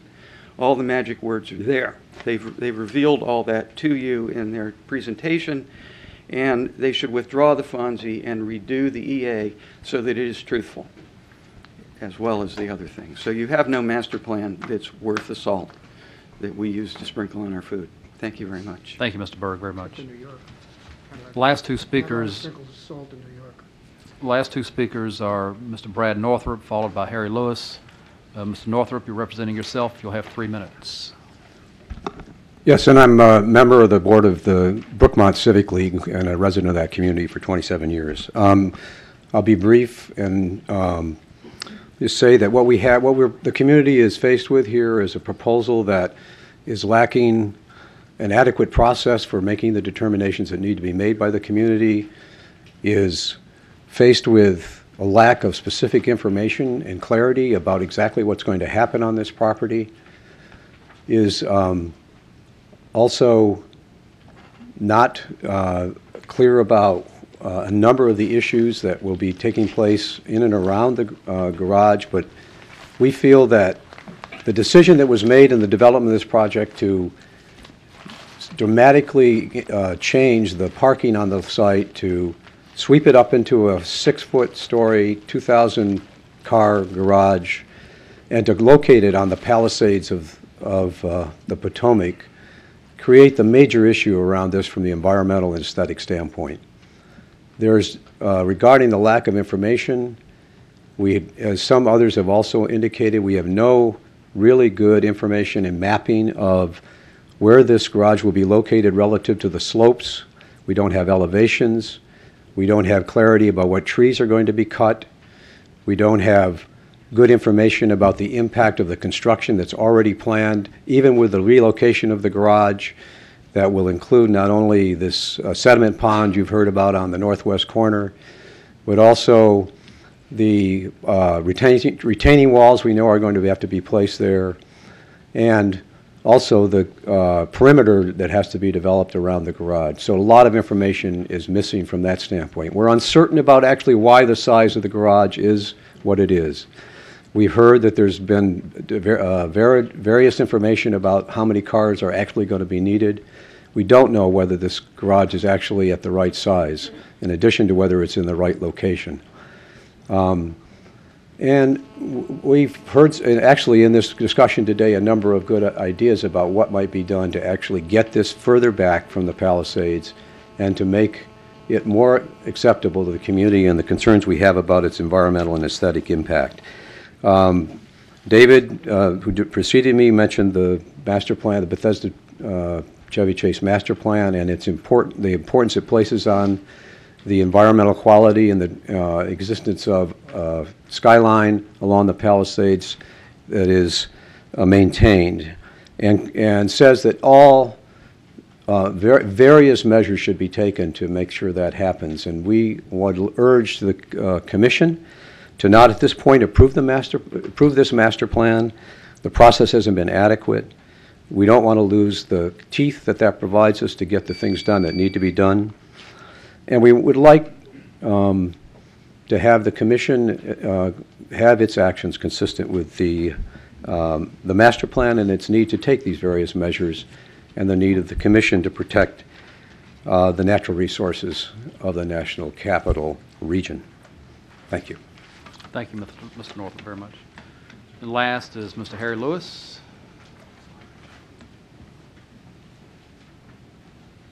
Welcome, Mr. Lewis. You have 3 minutes. My name is David Hearn. I'm a friend and neighbor of Harry Lewis's. He's unable to be here today, and he's sent me an email authorizing me to speak on his behalf, if that's okay. Appreciate you all letting us testify on this matter, and I have a photo to hand out. There's 2 copies of it to pass around.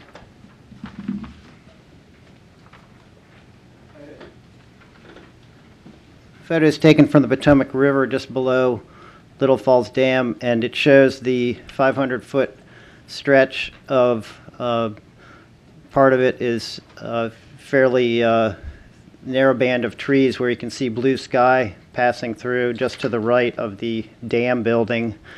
On the left side of the photo are the Wapakoneta residences, and the main point I want to raise is in this picture here, the purple garage, the long side of it is 500 feet long.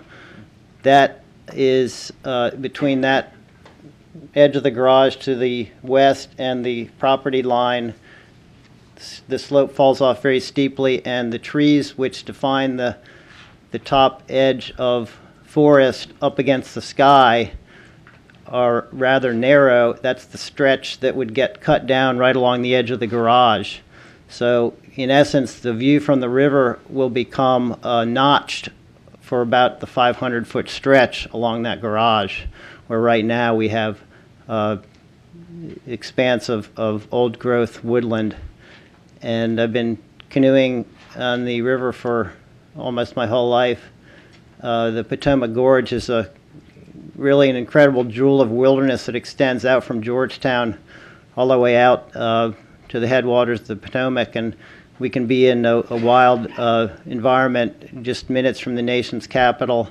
As the master plan of VCC master plan expresses, we want to preserve all that. Once those large trees are cut, it's going to take decades for them to grow back.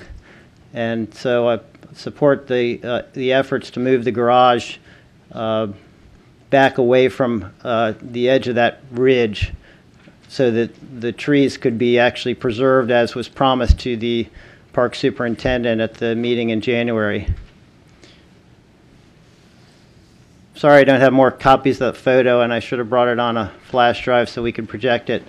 But appreciate your willingness to listen to our concerns, and we hope that you'll realize that the master plan is flawed and should be revised before being considered seriously. Thanks very much. Thank you very much. That ends the public comment period, and we'll return the discussion to the commission members. Is there any other additional conversation among commission members? Mr. Gunning. I just have a question about the procedural aspects of what we're doing. So we clearly approve in the executive director's recommendation only a part of the master plan, and we specifically defer action on the siding design alignment of the proposed parking garage. But just to play devil's advocate, and the access road. And the access road, that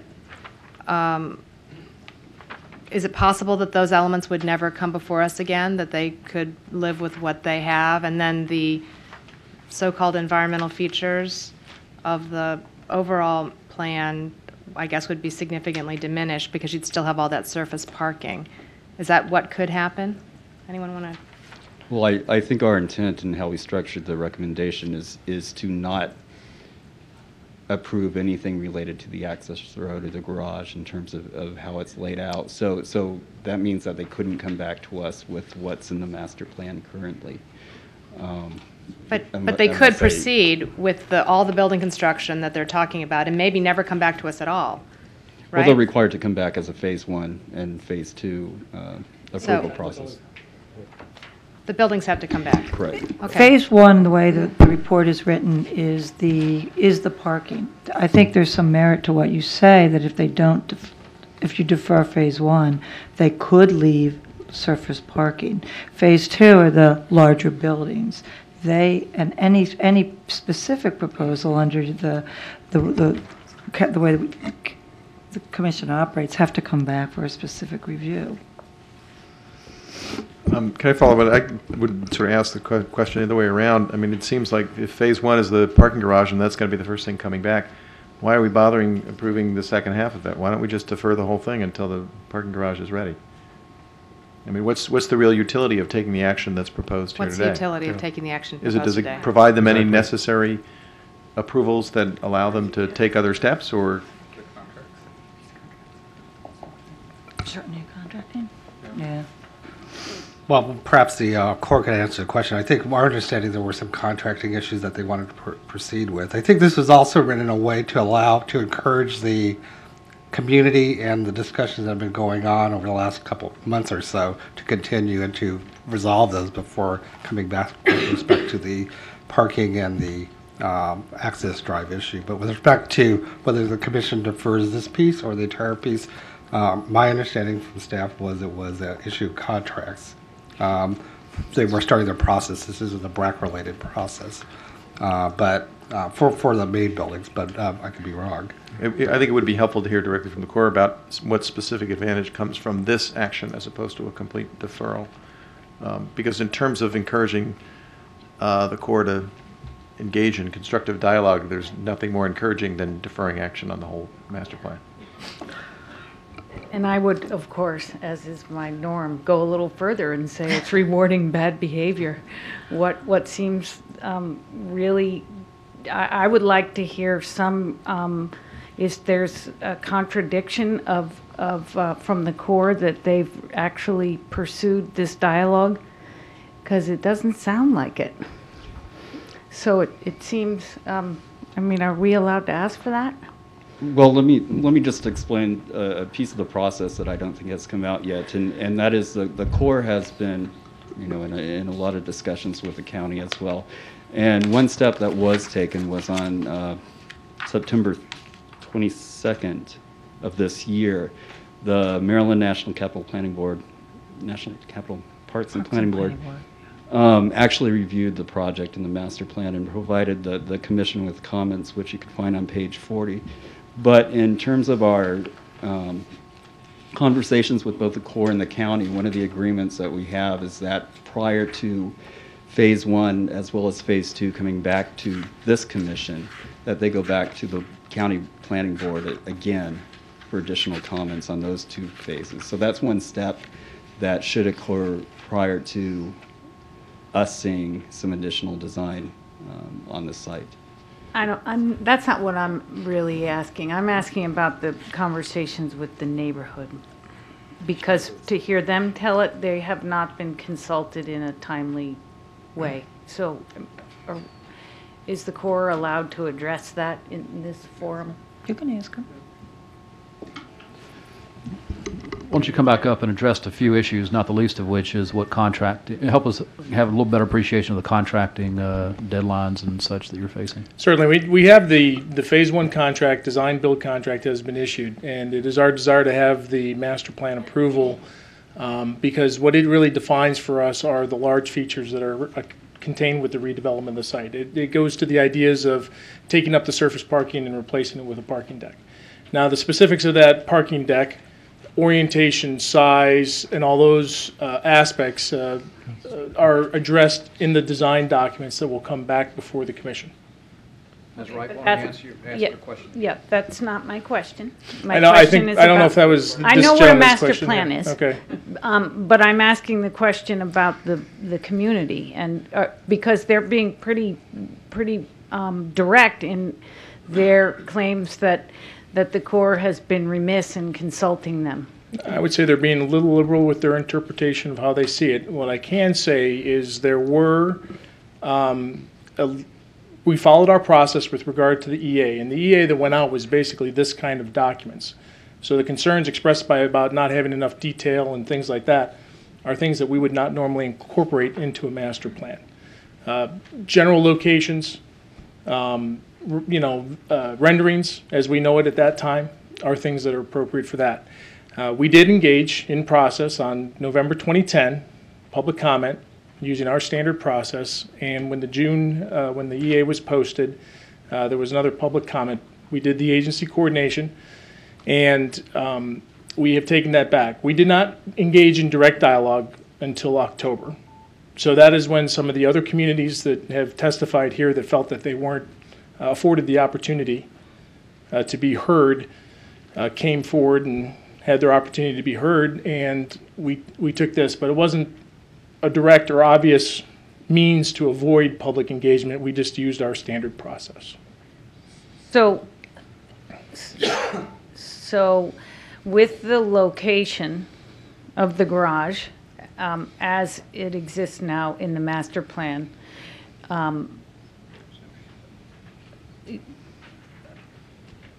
are you saying, since you're that you're well into the design process, that you are not open to looking at other options for its location?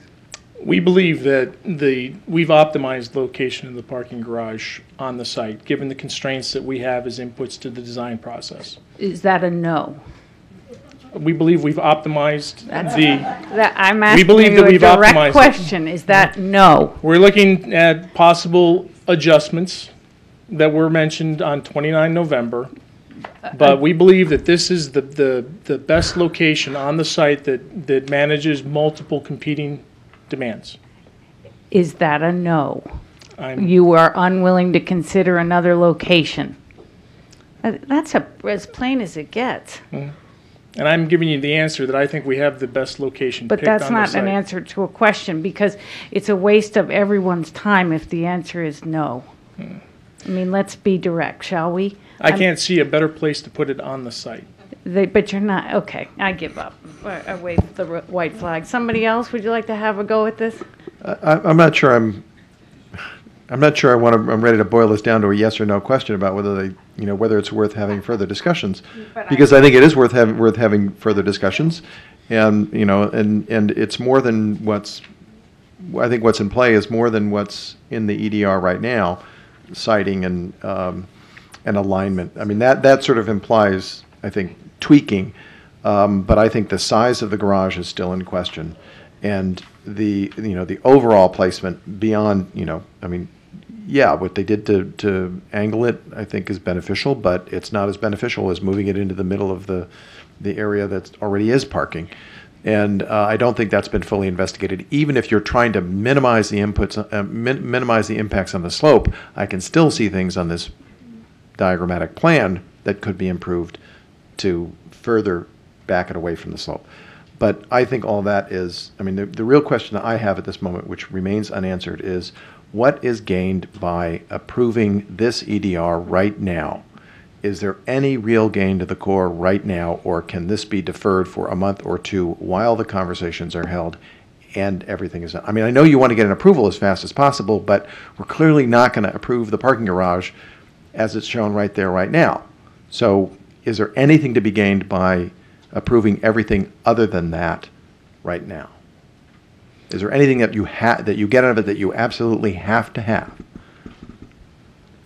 I think from the standpoint of executing the contract that we have, the process that we would engage in with regard to submitting the design documents would address the specific locations in the garage. But when you start talking about moving alternate locations and things like that, we've kind of been through that process, and perhaps we can come back and present that to the commission. But we do feel that we have arrived at the best solution for the siting of the garage on the site. Okay, but you're not answering my question. Well, the answer is basically we have a construction contract that's been awarded, and we have a construction contractor that's in design, and we feel that it's not in the government's best interest from a cost I can standpoint to understand and delay. appreciate that, but the sort of deadline I'm looking at is that, an expiration of funding kind of thing, or something where there really is a drop-dead deadline, and that's not what I see. I mean, being as efficient as possible in the construction of this, absolutely, I understand it, I appreciate it. There are lots of ways to tackle that, but forcing a decision at this moment is not the best way to do it. So that's where I am right now. Getting back to the specific language that's in the staff recommendation at this point, it's simply approval of the master plan with deferral of the parking garage and access road, I think, which previously emphasized.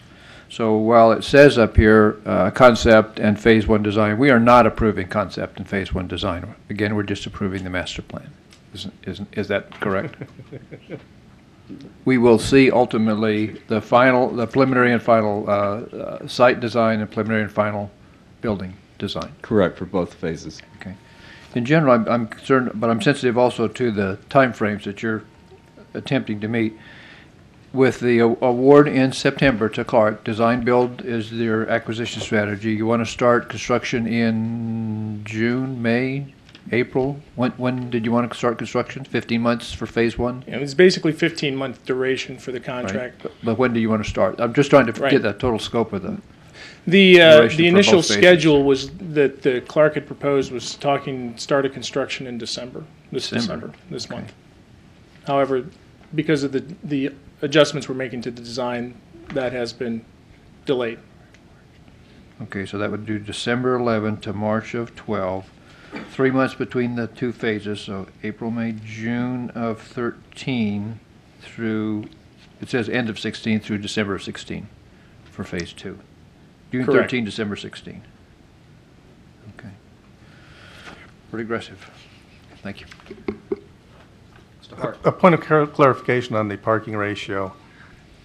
In prior submissions to the commission, I understood that a parking ratio of 1 parking space for 1.5 employees was all the parking.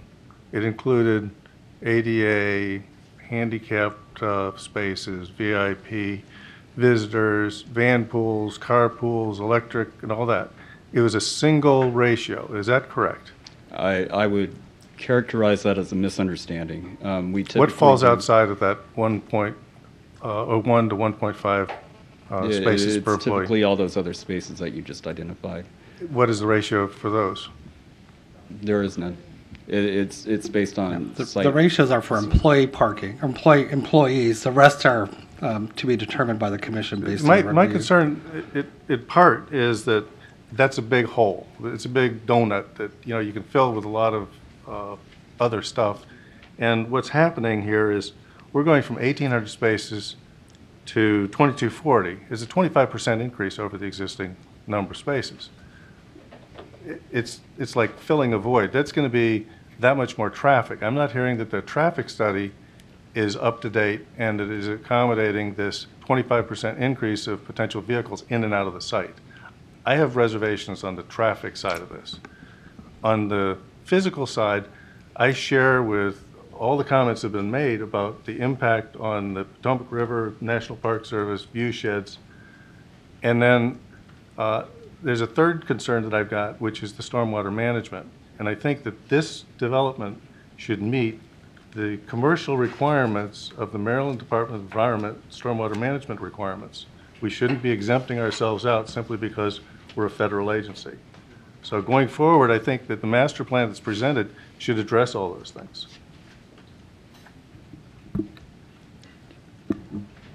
I guess based on all the conversation that we've heard here, we don't yet have a motion in front of us, but I would just note that my back of the envelope is if they were to reduce the parking spaces by 200, they could save between $5 and $10 million in construction costs that might pay for some of these other things. And for me, it's a bit of a matter of principle, this issue that we are paying money to protect employee parking from attack. I just think that's not appropriate. So, you know, saying that you've considered all the alternatives, if that was never considered, I would have to beg to differ and say that that's an alternative we would absolutely want you to consider. And if we were to go with the EDR as drafted, I would suggest that we would explicitly request that the applicant evaluate excluding car parking from the secured zone when the deferred elements come back to us for approval. But I'm sensing among my fellow commissioners a desire to not approve anything at this point and defer the whole thing. There has been no motion put forward. I'd be happy to move the EDR, and then we can see what we can do with it. The EDR as written is moved. Is there a second? If there's no second, it's been seconded for purposes of discussion. So it is before us, as this is the revised version, I'll remind you, which would approve the master plan and defer action on the siding design and alignment of the garage and the access road. May I comment? I would agree with Mr. Koenig that if we were to take action to approve this, that it should include language that encourages investigating having the parking outside the fence.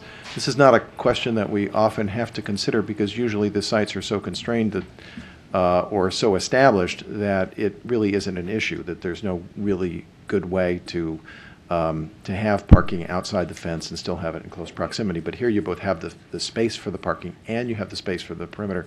It makes perfect sense for it to not be inside the fence, and that scales down the size of any kind of inspection facility to just vehicles that have to reach the building itself. So, you know, I think it makes a great deal of sense to investigate that in this circumstance, assuming, of course, that's something that's possible for DoD facilities, and I haven't heard anything to indicate that it's not. Is that an amendment? Not yet. I would also include in the amendment that the size of the facility be included as something for further investigation.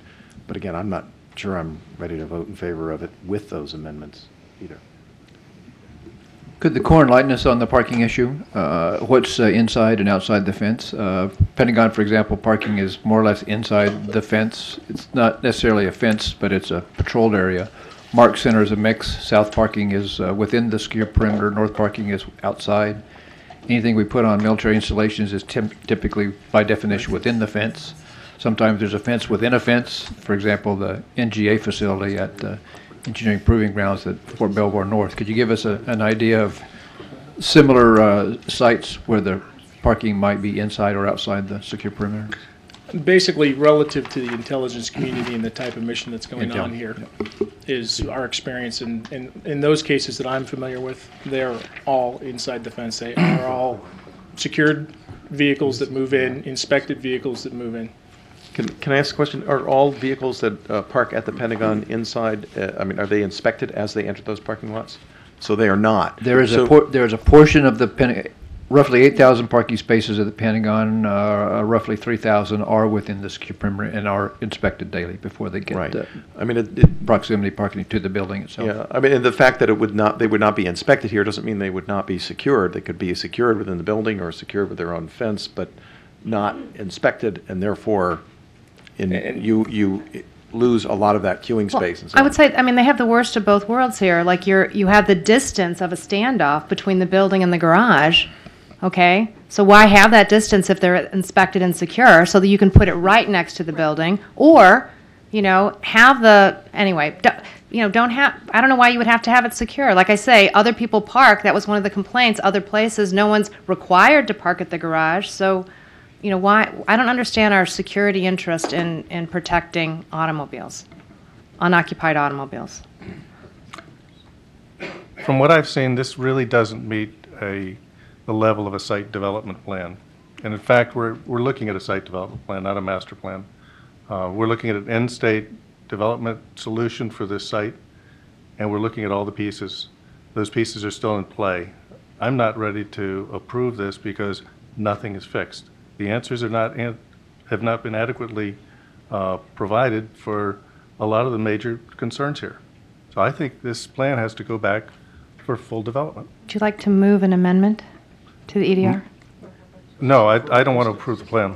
Or someone could just withdraw a motion. I'd be happy to. Can I make I move the EDR. Can I make an amendment to that motion? Sure. I move that we amend the EDR to defer the entire approval with some of the language that we've just talked about, so that we would instead of approving, we would say deferring approval of the master plan, and further defer action, just to be specific, and finally, to request that the applicant evaluate a smaller garage, would that do it for you? And excluding car parking from the secured perimeter when the deferred elements come back to the commission for approval. I'll second the motion. All right. Would that include further analysis of the stormwater traffic? You'd have. I think, We're going to have a mishmash here in a second, so. but the language about an alternative location would have to be in there, because it's not just about the perimeter. True. fence. I mean, it's Evaluate really about- a smaller garage, alternative locations, and excluding car parking. Okay. There's some language about alignment. Could alignment be stretched to include relocation along the north perimeter as opposed to the northwest corner? I think that gets to tweaking versus moving. Would not also an alternative to deferral, would also disapproval at that time also amount in effect to deferral? I mean, I don't think you want us to disapprove. Yeah, I would just. I know that's can I a little bit more drastic. Make a suggestion? I mean, if the Same motion effect. were simply withdrawn, and then the staff can work with the Corps to try to come up with a good approvable recommendation at the next meeting or the following meeting. What do So you the need us to suggestion do? is to just withdraw the motion that's on the table. And we take Defer no action. action until next Take month. no action. Take no action. But we also are not going on the record in the same way about what we want them to look at. That's my only concern about that. I agree. That's right. I think they got that message. We have enough in terms of drafting something for them to act on today. Should we come back to it? If you gave, well, Go ahead. you could recess for 5 minutes, we could write something Okay. up and then get it back to you for Can we- consideration. Can we actually go on to the next item and take it up after the next item? Why don't we do that? We've had a long day. Let's just keep plowing. All right, we're going to let this matter rest on the table for a moment. We're going to move on to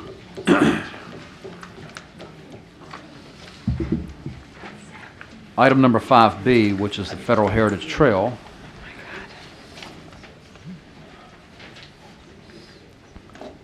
we have Mr. Hart.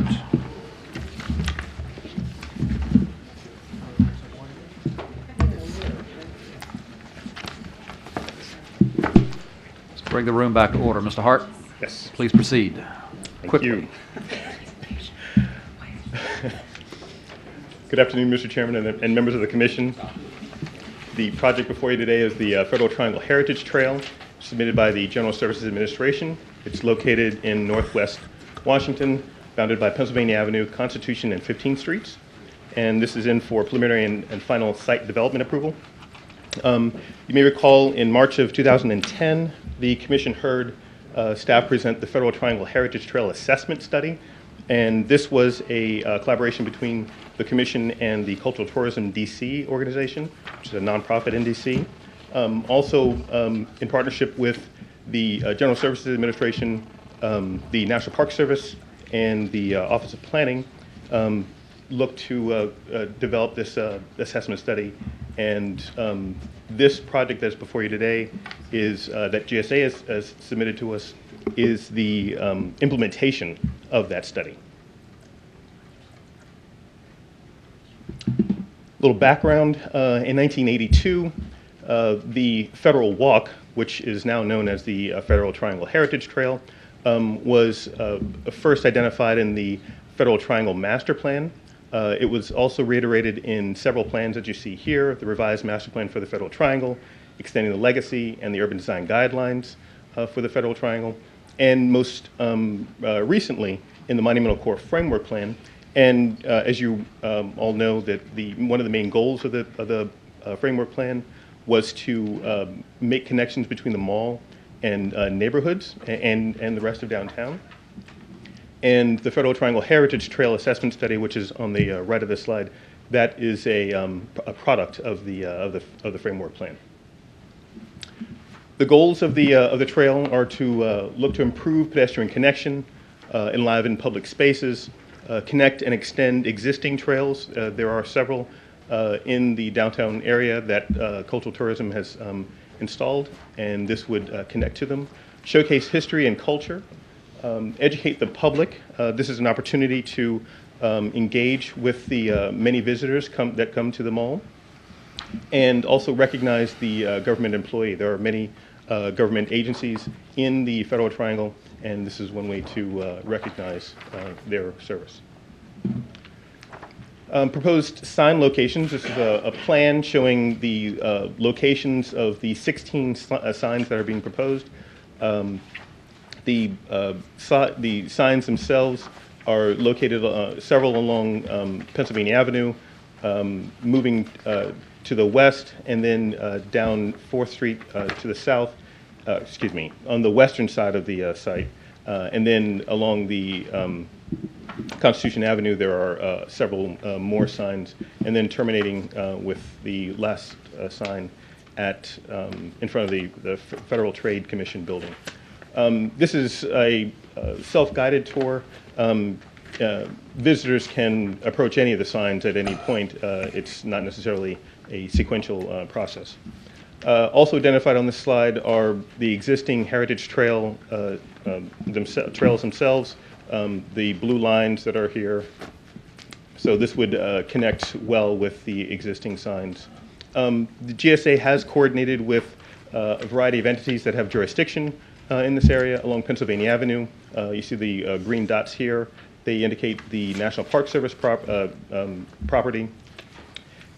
Along Constitution Avenue, there's jurisdiction is both with the District Department of Transportation as well as the National Archives. DDOT is the blue dots, and the Archives is the yellow dot. The remainder of the signs are actually on GSA property.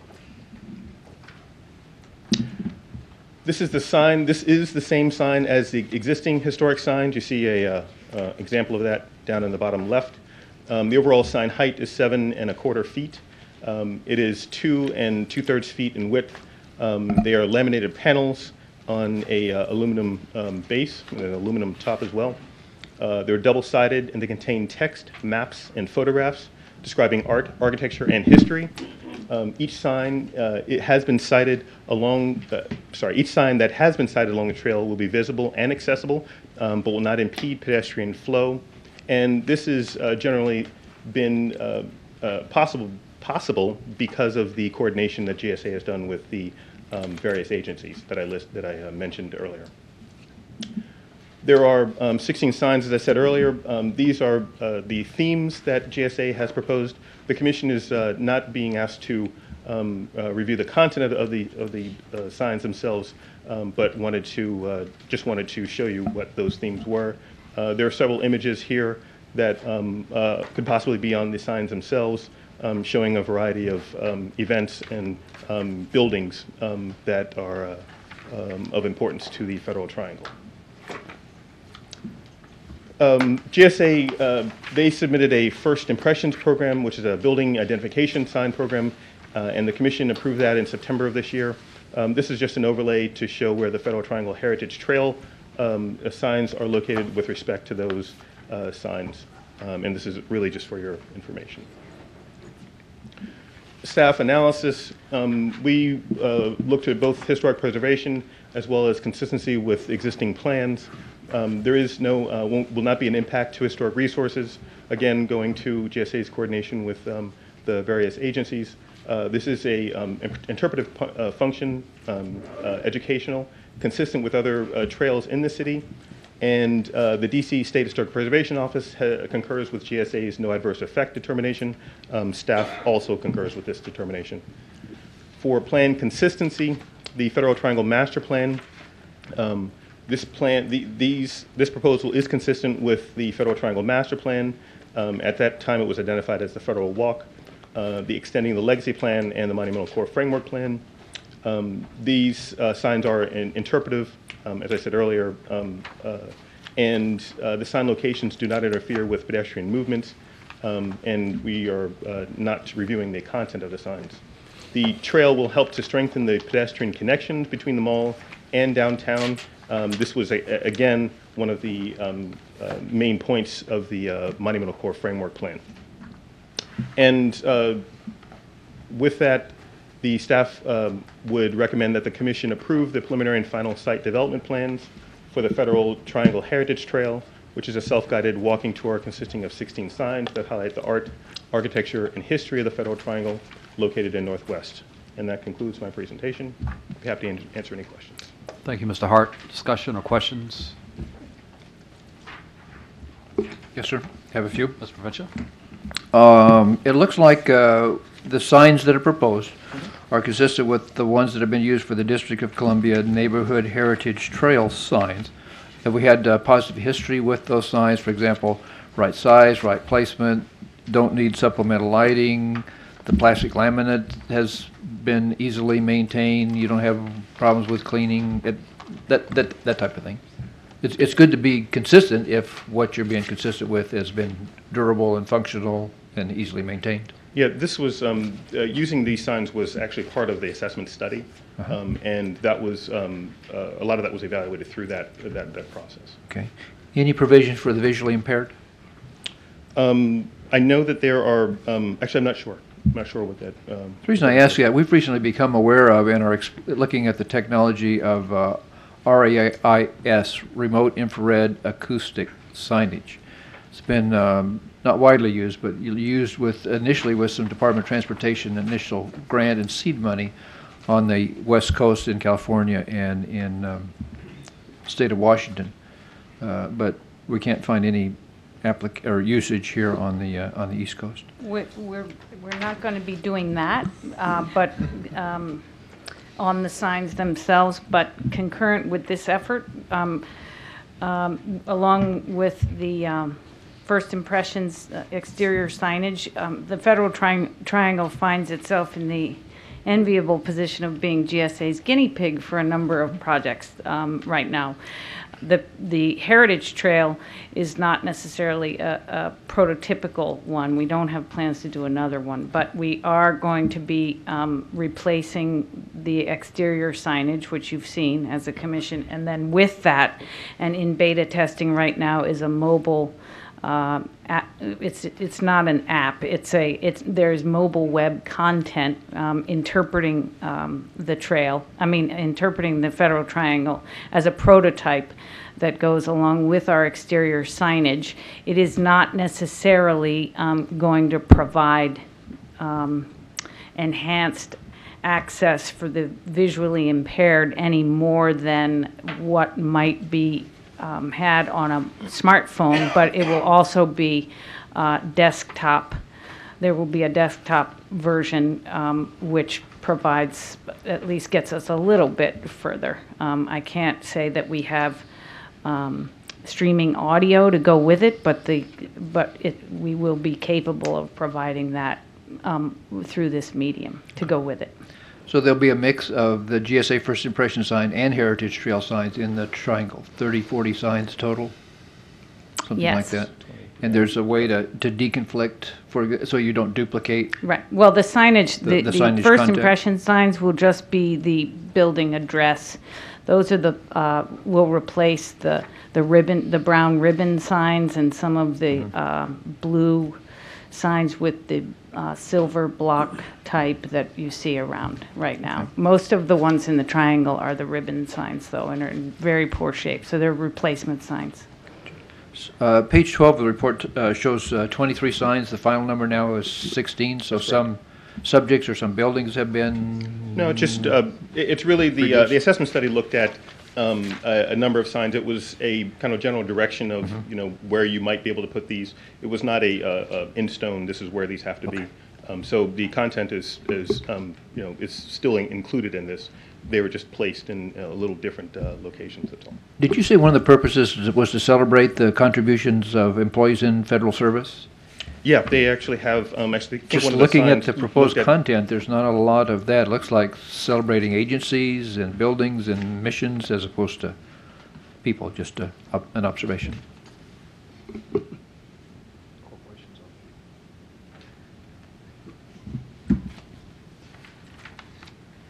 Any other questions or comments? Mr. Miller. Quick question. There's a partnership with Cultural Tours in D.C., and they've done fantastic work throughout the city and with these heritage trails. But he said that the content isn't before us, but I just wonder, do you know who is reviewing the content of, in particular, the one place I'm interested in is number 7, Washington, D.C., Capitol and City, the Wilson Building and District of Columbia Government. Is there any consultation with those who might be in the Wilson Building and District of Columbia Government? This is Ruth Hargraves. She's the project manager for GSA. Yes, we've had points of contact with every building. In the case of the Wilson Building, we've gone through, it's actually the Secretary's office. We talked to several different people. They decided that we left it up to every building to decide who is their point of contact. So I could get you the name of the person. Okay.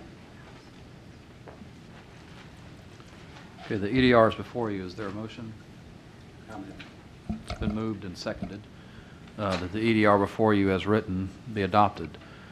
Hearing no further discussion, all in favor of the EDR say aye. Aye. Opposed, no. Thank you.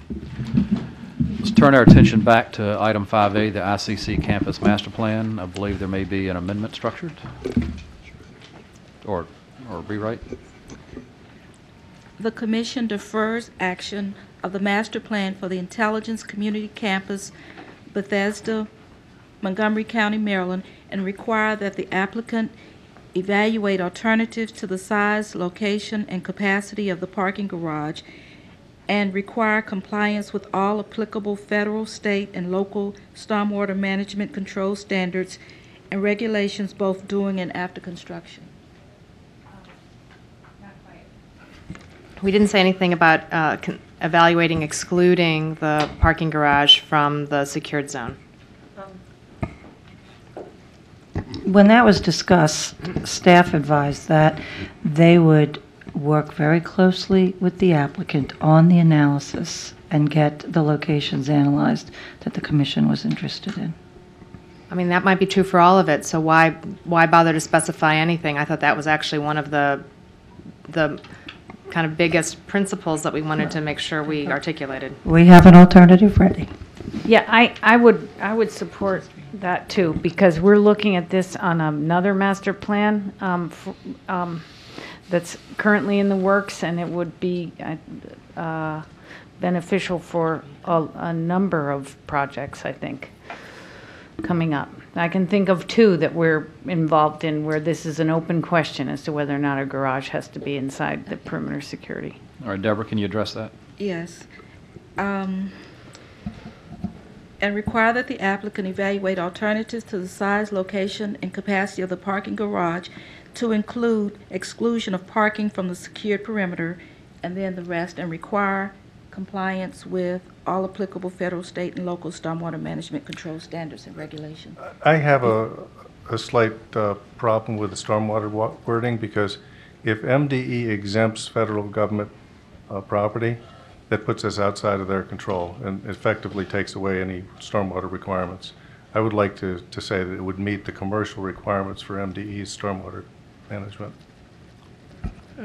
I would just want to observe that I don't believe that, I mean, I don't know the case of what happens with MDE, but I know that the Park Service, about the only area where we are subject to local jurisdiction is in stormwater management. And that, I mean, that's true even at when I worked for the architect of the Capitol, so the Congress. As long as we're not exempting ourselves from the standards that would be applied to commercial development, I'm okay with that. Yeah, I can't say for sure that that's the case, but I don't believe. Yeah.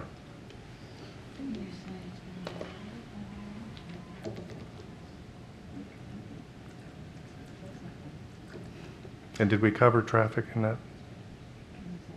No, we did not address traffic. There were a number of comments about traffic, not just at the intersection, but in the surrounding community. A full traffic study would be updated from any 2001 data that might have been used, I think is warranted, particularly given the increase in number of parking spaces. I'm not sure I'm necessarily ready to require a whole new traffic study because of the potential time that could take. You know, the fact that there were previously 3,000 cars there, I think is, it gives, sorry, there were previously 3,000 workers there, I think is, you know, I think that's a helpful background. And I just, you know, there clearly needs to be a substantial number of parking spaces because of the location of the thing. And while I'm sensitive to the traffic impacts, it seems to me that that's one of the more manageable issues that we're dealing with. The big issue here is the parking garage, size and location and inside the fence or outside the fence. I agree. And in order of a hierarchy of issues, I think is correct. But I think that the 25% increase in number of vehicles that are permitted to park on site is a significant increase in the potential traffic. Well, I would also say that the number of vehicles needed impacts the size of the garage. And if it is based on community input, it wasn't even a study, it was community input 10 years ago, it doesn't seem to be much justification for you know, having that many more parking spaces. In fact, there even may be reason to drop the number of parking spaces in terms of the size of the facility. I agree that a traffic study is quite onerous, and that may not be the way to get at it, but there certainly just should be some kind of justification for how many spaces are needed, especially when you're going outside of the 1.5, because there's no real standard in terms of what the add-on is. And as we all know in our different jurisdictions, that the parking requirements are changing. Yeah, I would agree with that. The only concern I have was requiring them to do a whole new traffic study, which could add months to the process, which I think is a concern. All right, what do you have? Well, there seems to be some further comments coming from staff that the project is in fact subject to the Maryland stormwater regulations. It is in fact subject to the ESA regulations, the energy, which says you can't have any more runoff from the site after than you had before. It has a full traffic analysis which was signed off by the state of Maryland. So the question is, do you want them, you don't necessarily need to add anything about stormwater, and are you of the impression that the traffic analysis that the state signed off on is insufficient and therefore should be supplemented in some way?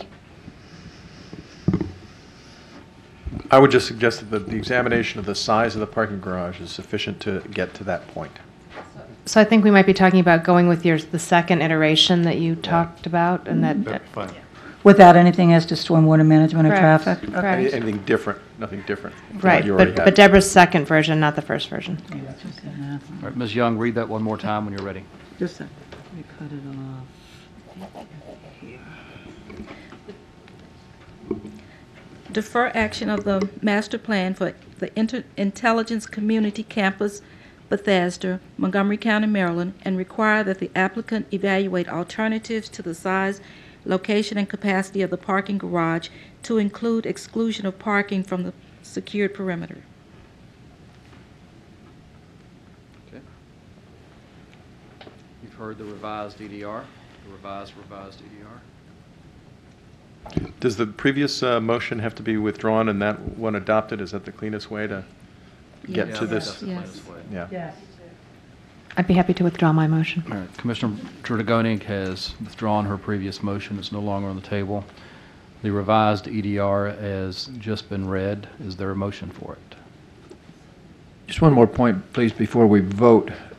Well, it was highly commendable and praiseworthy, and it was noted frequently that there's a 49% decrease in the impervious acreage from 19.6 down to 9.6. Is that perhaps an area of some negotiation? For example, if some of that is preserved in order to shrink the garage floor by floor by floor? Just for discussion. I don't understand what you're Preserve suggesting. impervious surface Yes, in order to shrink the garage? Just want to put it on the table. I don't think we want to get into giving specific direction. I wouldn't be comfortable doing that. Me either. Is there a motion? So moved. Second. It's been moved and seconded. All in favor of the revised EDR? Mr. Chairman, just want to make a comment. Quickly. Is a comment, no, I'm sorry. As I had occasion to note on a previous matter some time ago, in a former life, I had the honor of representing these beautiful communities in a totally different capacity, and I think that the citizens here and those they speak for should feel very good about the impact that they've had on the process at this level and at the county level.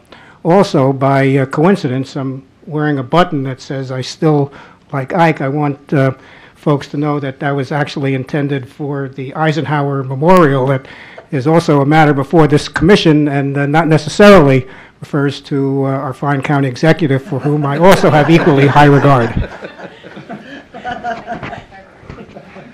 We were wondering. Well, it's been properly moved and seconded to the revised EDR. All in favor say aye. Aye. Opposed, no? No. One no. Thank you very much. That got a thorough review. We're now up to agenda items 5C and 5D.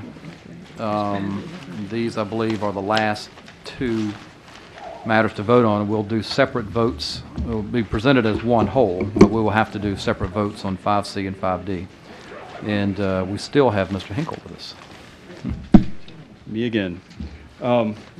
Thank you, Mr. Chairman. As you mentioned, these are two separate votes, one presentation. Typically, the commission does not review campus plans within the District of Columbia. That's a purview of the district's zoning commission. However, we have a unique case here in that the property is still titled under the United States government, and there was historically a transfer of jurisdiction from GSA to the district, which requires the commission to review the master plan and approve it. So that's why that is in front of the commission today. And in terms of the student center, that's just being reviewed as a district project outside of the central area. And what I'll do is I'll run quickly through the campus plan and then the student center, give you a project analysis that covers both, and then go to the staff recommendations. So onto the campus plan. The University of the District of Columbia is located in northwest Washington, along Connecticut Avenue at Van Ness Streets, and Connecticut Avenue on this map runs right there, and this is Van Ness Street. It's surrounded by a real mix of uses along Connecticut Avenue. There's significant retail, office, as well as some multifamily development. And then on the west and south sides of the campus is the International Chancery Center. And then there are some single-family residential neighborhoods on some of the other sides. The university is currently implementing a long-range program to transition this campus into a selective admission four-year institution. And what they have done is move out their community campus functions to other locations throughout the district.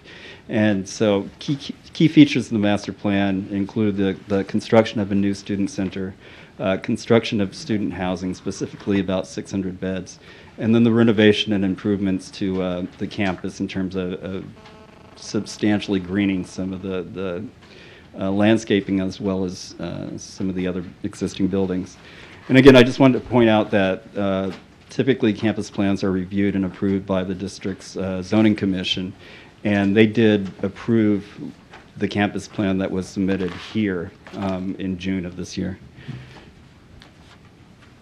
In terms of federal interests, the university was initially established by Congress back in the early 70s at this site as the Washington Technical Institute. And as I mentioned, there was a site transfer of jurisdiction between GSA and DC in 1973.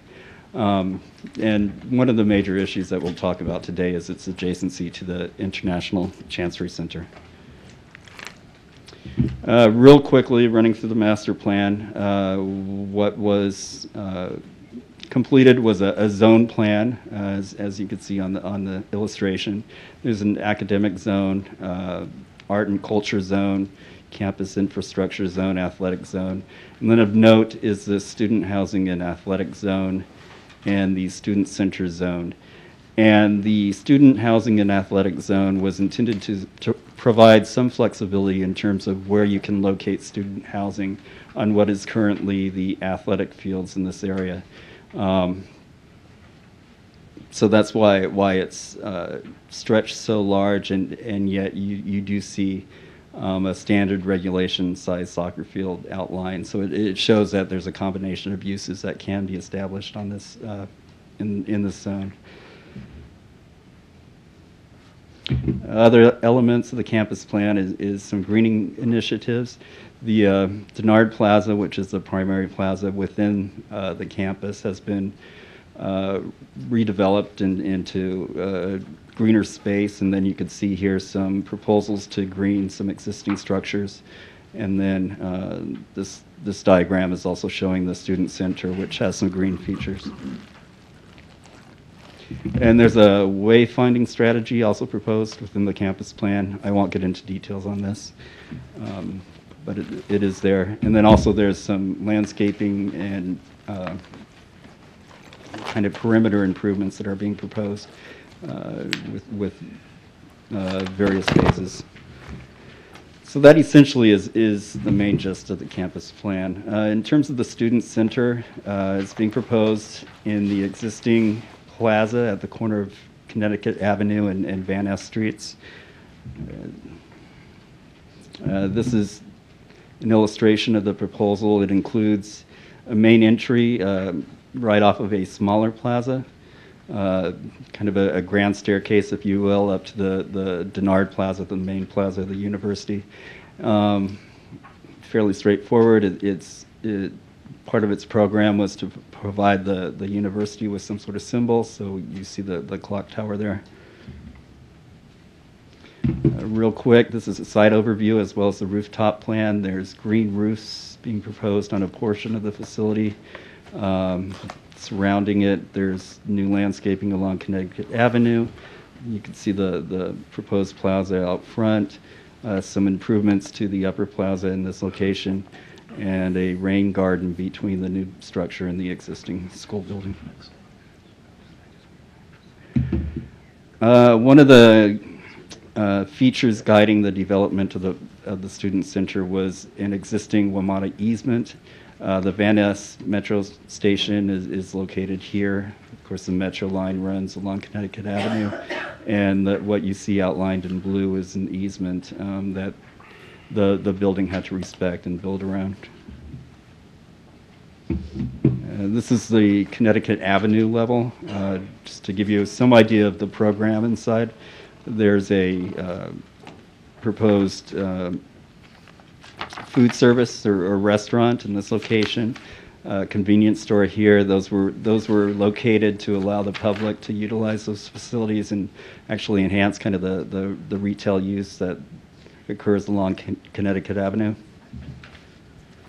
This is a Denard Plaza level plan.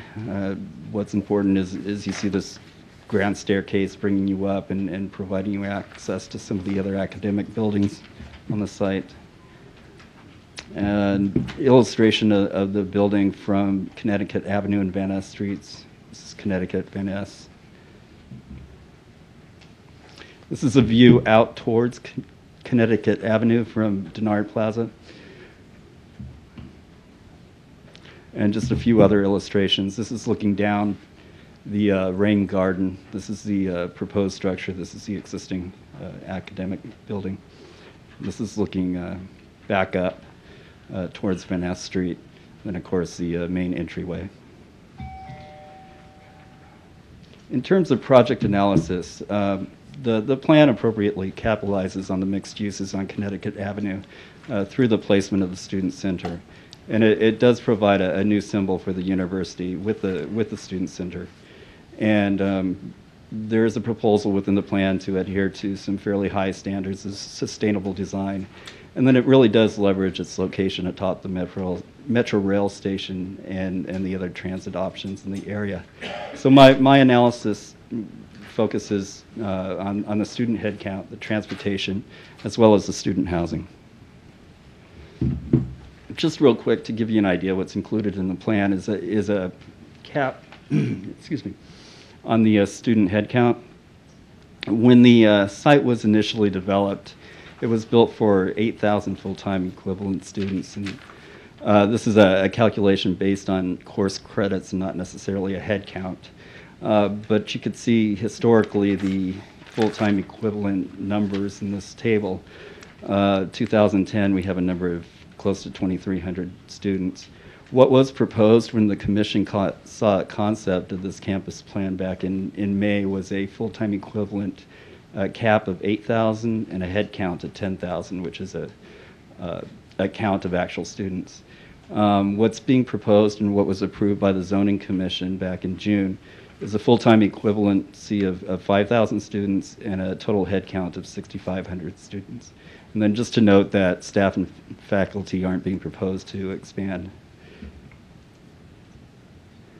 In terms of transportation, the strategy of the university was really to take advantage of its location adjacent to the Metro Rail and the number of bus routes that occur there, as well as the opportunities to walk and bike to the campus. There were some pretty robust transportation reports completed.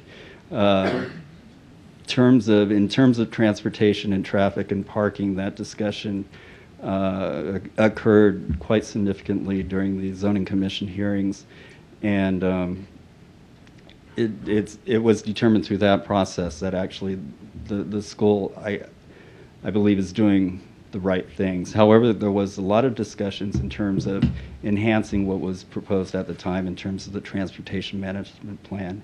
And just a few things that the school agreed to and that was approved by the zoning commission was a prohibition from students parking on the residential streets, and the university has made a commitment to, in ways that they can, police that.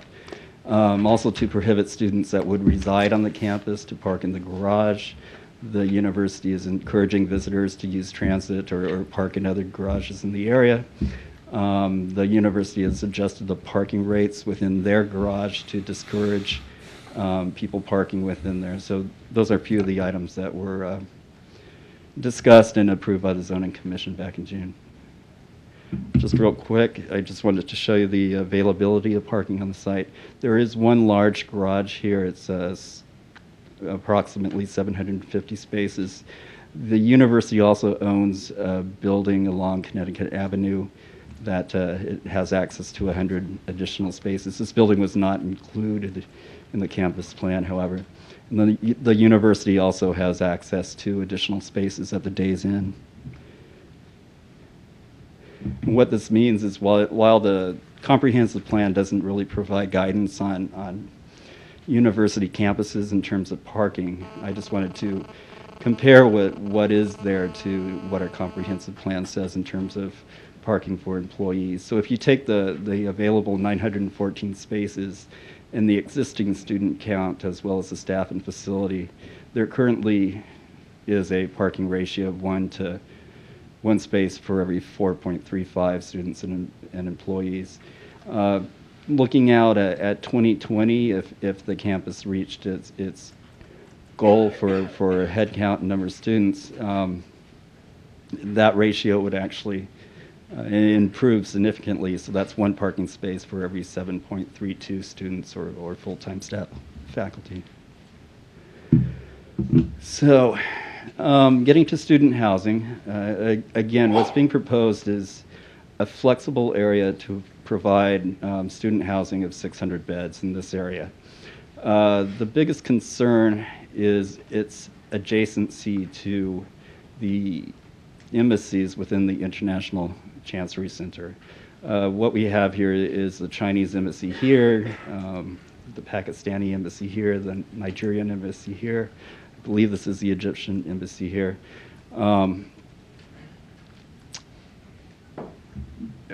What we don't have to evaluate this is sufficient information to understand how this would, the location of the housing within that zone would affect the Chancery Center.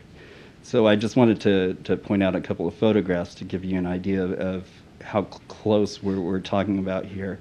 This is Van Ness Street, and the university library is right to this side of the photograph. What's being proposed is student housing in this lot right here. And this is the portion of the Chinese embassy, and you can see the Pakistani embassy just behind the trees there. And just another photograph a few steps up the street. Again, the student housing zone is here outlined by the trees and the fence. And immediately across the street, you see the Pakistani embassy. The university did do an analysis of options in terms of placing the student housing within this zone. I'm just showing you one option here, but I did want to show the commission that there is some thoughts in terms of how the student housing could be structured in this area. So there is an analysis in terms of height, bulk, location, those sorts of items. However, the Department of State in our consultations came back to us and said this is insufficient information to provide any sort of security assessment. And so what we're asking for is more complete plans through consultations with the Department of State, allowing them to do a full security assessment, provide that information back to staff here so that we can make an analysis and make a recommendation to the commission. So based on that at this point, staff was not able to, or staff is actually recommending deferring any sort of action on the student housing on the site simply because we don't have sufficient information.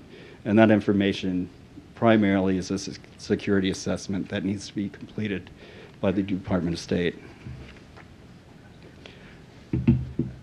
So with that said, and again, you have two actions before you. One is related to the campus plan, and one is related to the student housing. In terms of the executive director's recommendation on the campus plan, it's that the commission approve the university's campus plan for use by the commission in future reviews of individual site and building projects, but noting that the commission will defer action on the proposed student housing and athletic zone until additional information on the site plan and design of the student housing is available to allow the Department of State to conduct a security assessment of potential impacts on the student housing on the embassies. But we also want to commend the university on its efforts to green its campus and improve the streetscape and add community-oriented retail along Connecticut Avenue. The executive director also recommends that the commission note that there is support to develop student housing on the Van Ness campus, and that with the additional security information provided by the Department of State following their analysis, that the commission will be able to assess the degree to which the student housing may impact the embassies within the Chancery Center during its subsequent review of the student housing project, and that the commission requests that the applicant coordinate closely with NCPC staff and the Department of State throughout design development of the student housing, as well as any enhancements to the campus perimeter adjacent to the International Chancery Center. And also note that if the university decides to locate the student housing elsewhere following this analysis, other than what is currently depicted in the master plan, that additional analysis be required in order to allow NCPC to meet its obligations under NEPA as well as Section 106 of the National Historic Preservation Act. So that's the action related to the campus plan. In terms of the student center, the executive director's recommendation is to approve the preliminary and site and building plans for the new student center. So that concludes my presentation. Thank you, Mr. Hinkle. So we have two votes before us. The first vote will be on the campus master plan. The second vote will be on the student center. Oh, I'm sorry. Oh, we do. I'm sorry. Excuse me. Excuse me. Ms. Brenda Vilness? Sorry. Yeah. And as you're representing the Residents Association, you have 5 Yes, minutes. Van Ness Street Residents Association. Yes. Thank you for the opportunity to speak. Does it come on automatically? Do I have to turn it? That's not, okay. Forward and back. Let me try this first. Okay. I'm not, could I?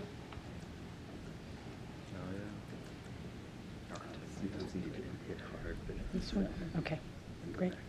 Thank you. Thank you for the opportunity to speak today. I appear on behalf of the Van Ness Street Residents Association, which represents the 80 households on the 3 blocks between Reno Road and Wisconsin. We've worked with neighbors in surrounding streets in preparing our comments. The Van Ness, North Cleveland Park area is comprised of duplex and single-family homes, and it borders the university and the embassies immediately adjacent to the university. As you know, the university has proposed a material change in its operations to the Van Ness campus. It will double enrollment, build a new student union, and it will not add a single new parking space. Despite the admission by the university's traffic expert that the university parking garage currently operates above capacity during the day. I should say that we are especially concerned, however, about the proposal to convert from a commuter college to a residential campus. We want to be clear.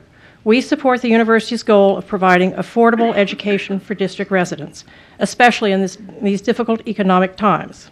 However, this site was never designed or intended to be a residential college, to include a large number of 18 to 22-year-olds away from home for the first time, seeking or creating late-night entertainment. Crowding this large number of students and the range of activities they bring onto this small site will inevitably overflow into the neighborhood and the residential area, and it will significantly increase problems of noise, traffic, parking, air pollution for the residents of the surrounding area. We've raised these concerns with 6 key members of the D.C. Council, including the chairman, our Ward 3 member, and all 4 at-large members. Their support was expressed in a letter of September 9th, which was included in your packet. In the submission, we included a comparison of the size of UDC campus to other D.C. universities. At the current enrollment levels of 3,200, it's one of the most densely populated sites. If enrollment is increased to 6,500, the red line, It will be second only to George Washington University, which sits in a very different environment, a downtown business district surrounded largely by commercial buildings. UDC's site is quite different. It sits amidst a low-density residential neighborhood with houses on two sides and apartments on the other.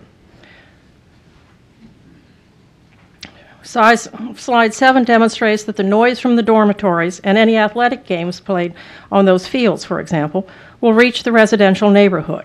All of the points on this slide are greater than the distance from the UDC campus to the neighborhood. And so it is clearly inevitable and clearly demonstrated that we would hear noise from dormitories.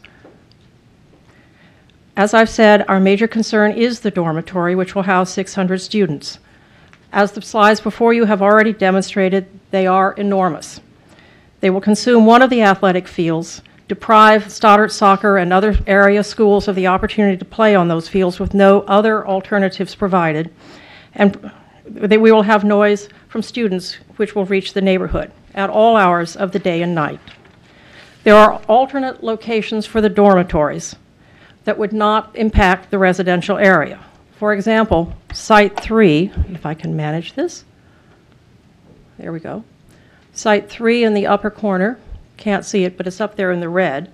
Site 3 was considered as a possible location for the student union. Building 52, immediately adjacent to Site 3, housed 1,500 Wilson High School students last year and has been converted to the law school.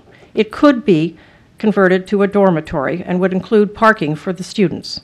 A small building between Building 52 and the Fannie Mae building could also be used for student housing and might lead back into, depending upon the design, Site 3. There are also other nearby sites, up and down Connecticut Avenue or over at Intelsat, down there at the lower right-hand corner of the diagram.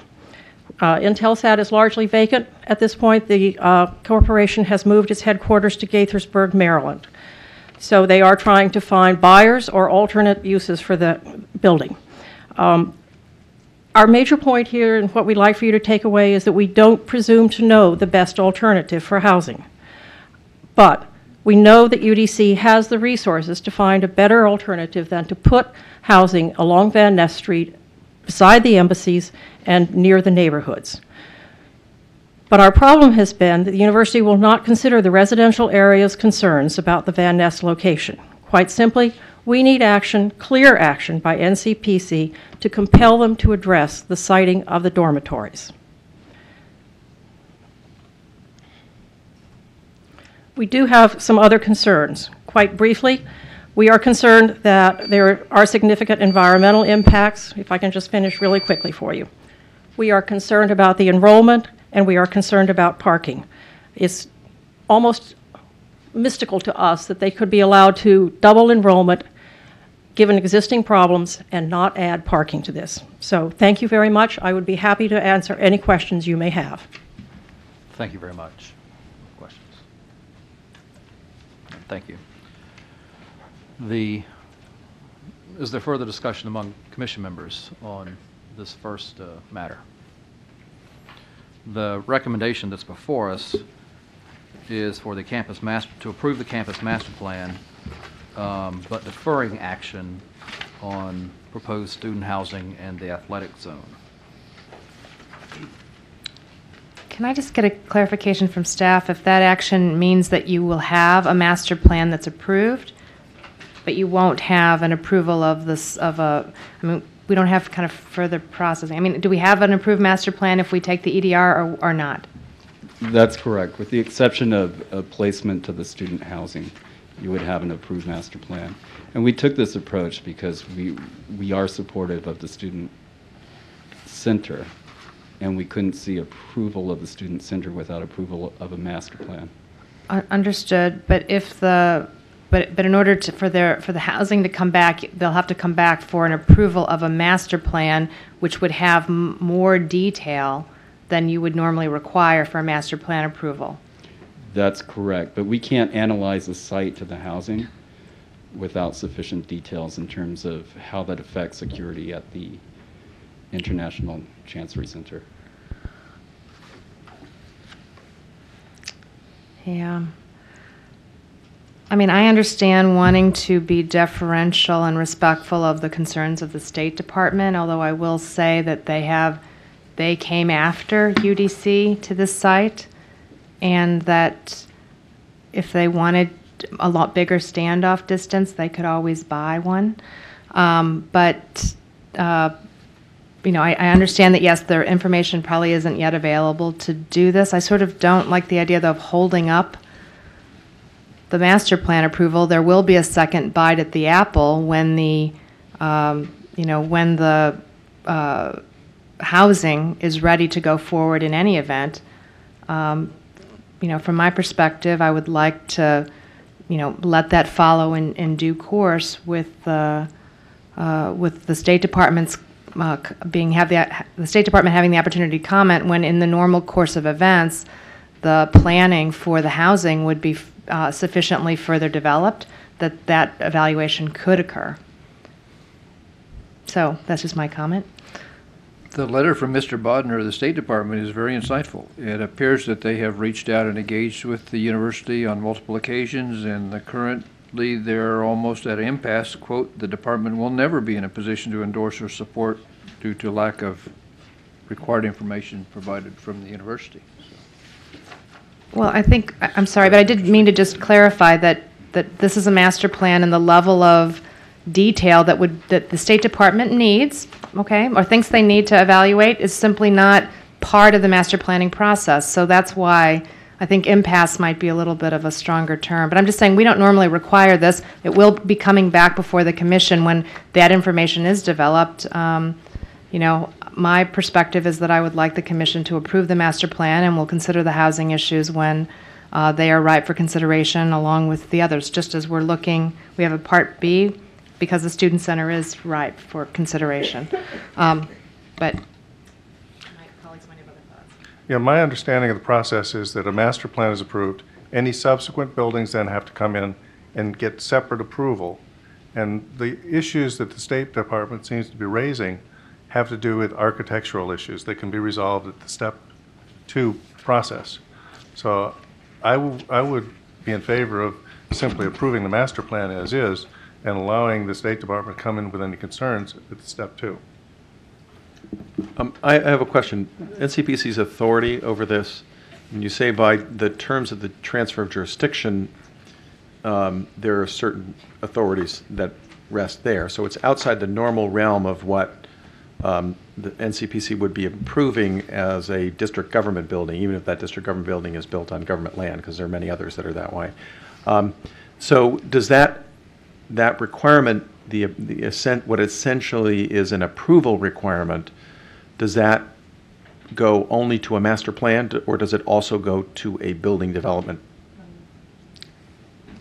The requirement goes only to the master plan. It was a condition placed on the plat of transfer. Right. As to specific development proposals, the commission is only advisory. Right. It's a district building outside the central area. So it seems to me that in whatever further work is done, it can all be done at one time, and it would be an approval action over the specific building, and it would be, an approval building of that portion of the master plan, and then an advisory action on the design of the building That's correct. itself. That is correct. And it seems to me, it may not be the best process, but, this is a more sensitive location as a result of the proximity of the embassies, and I'm comfortable deferring to the State Department to have those resolved. So the federal interest before us today is the security of the adjacent embassies, much more so than the master. And the reciprocity issue of the treatment that we confer to those embassies can have impact on how our embassies are treated overseas. It's not, I think, an insignificant federal interest. Right, and that is, it does not usually, in my memory, I don't think it's ever come up in a zoning case that I've been involved in. But it does come up regularly in BZA cases, and NCPC participates in those. Mr. Hinkle, what's your assessment of Mr. Bodner's letter of just a few days ago? That says that we can't get the information that we're asking for. I'm sorry?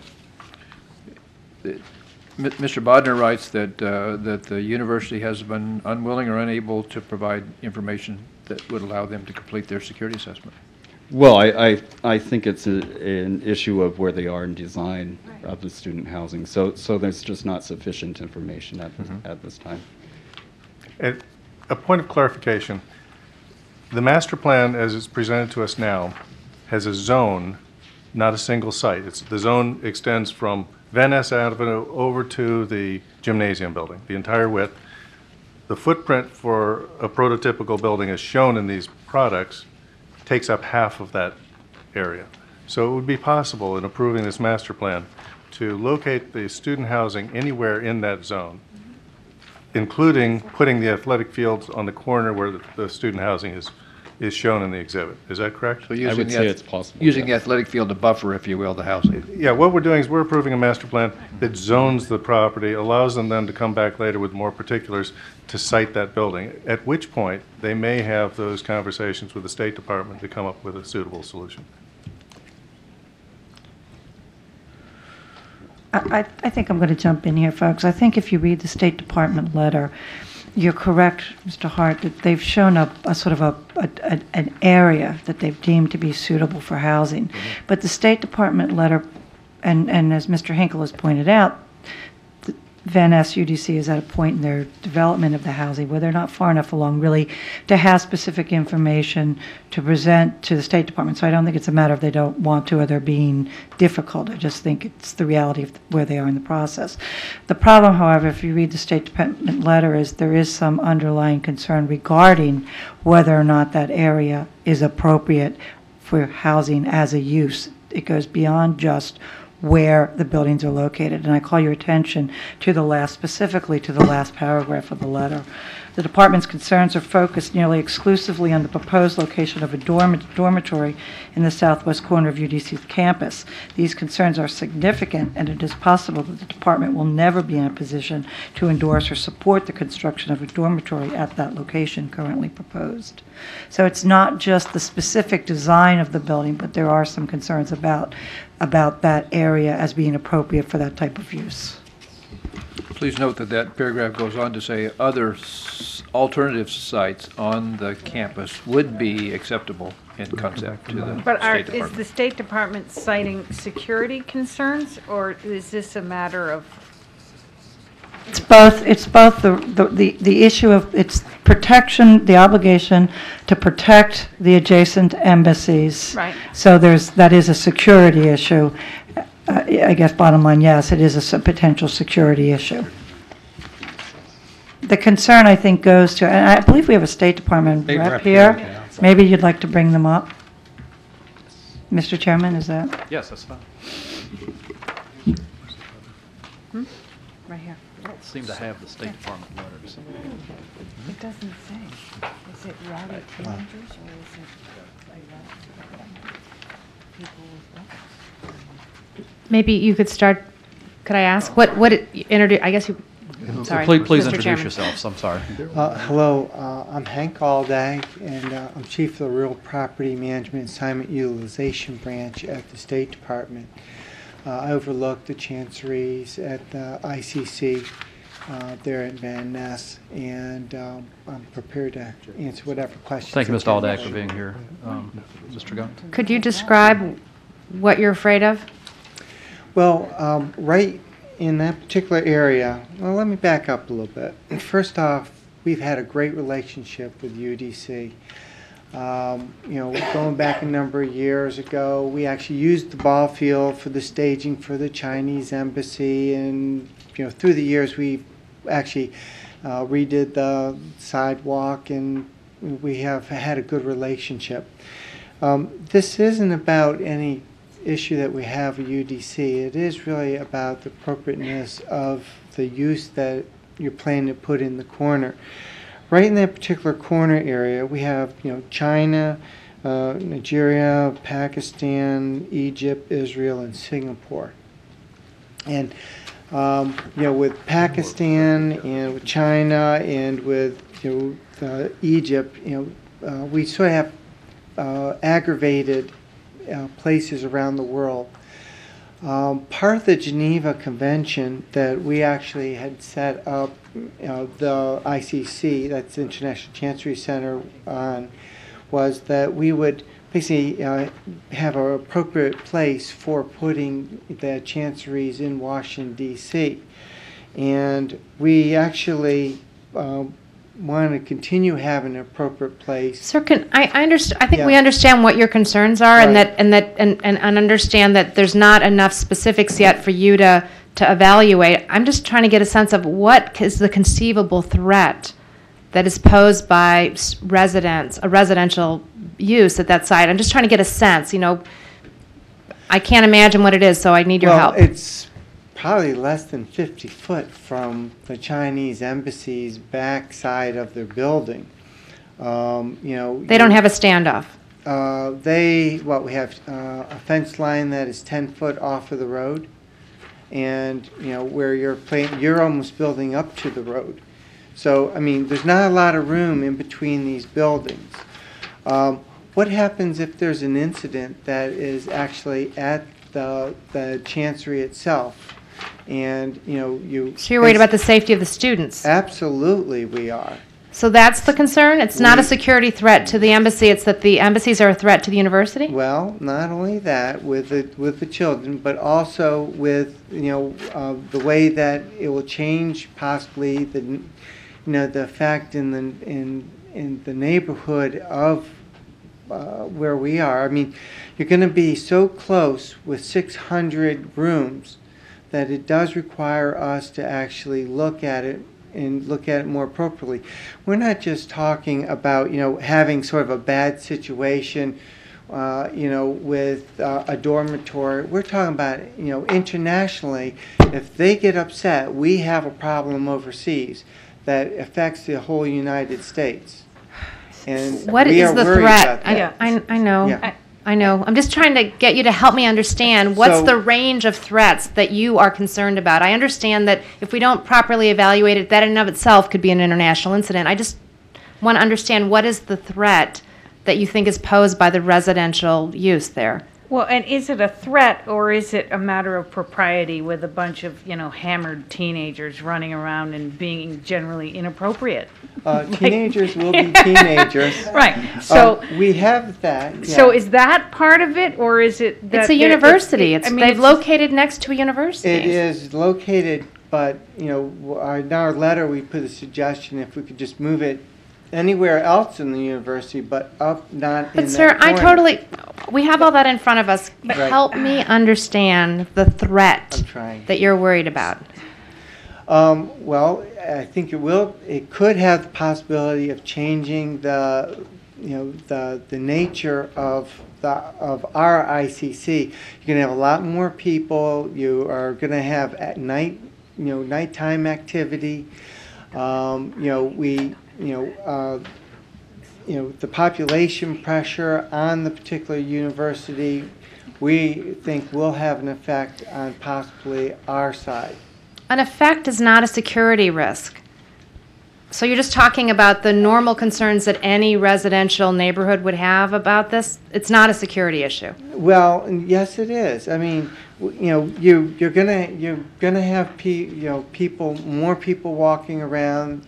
We actually have to, Outside a secured perimeter, sir. I mean, you don't people can walk down there right now, and you aren't. Anyway, I And you can appreciate walk- that. Thank yeah, you. Can I ask a planning yeah. question, though? So the master plan stipulates only a zone, right? So that means that conceivably, it might not be the best design, and that would be left for people to argue about. But you could conceivably build, a setback, if the athletic fields were perhaps put somewhere else or whatever. But you could build towards the back of the site, Sure. in theory. And so if you were to build some horrible sliver of a mega block building, for example, we did it all the time in the 60s. Congratulations. What?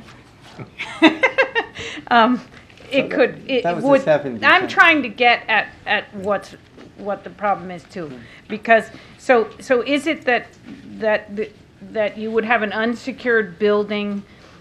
I don't know what these. Can we have a plan up here Sure. for a Shows the second zones. that shows the zones?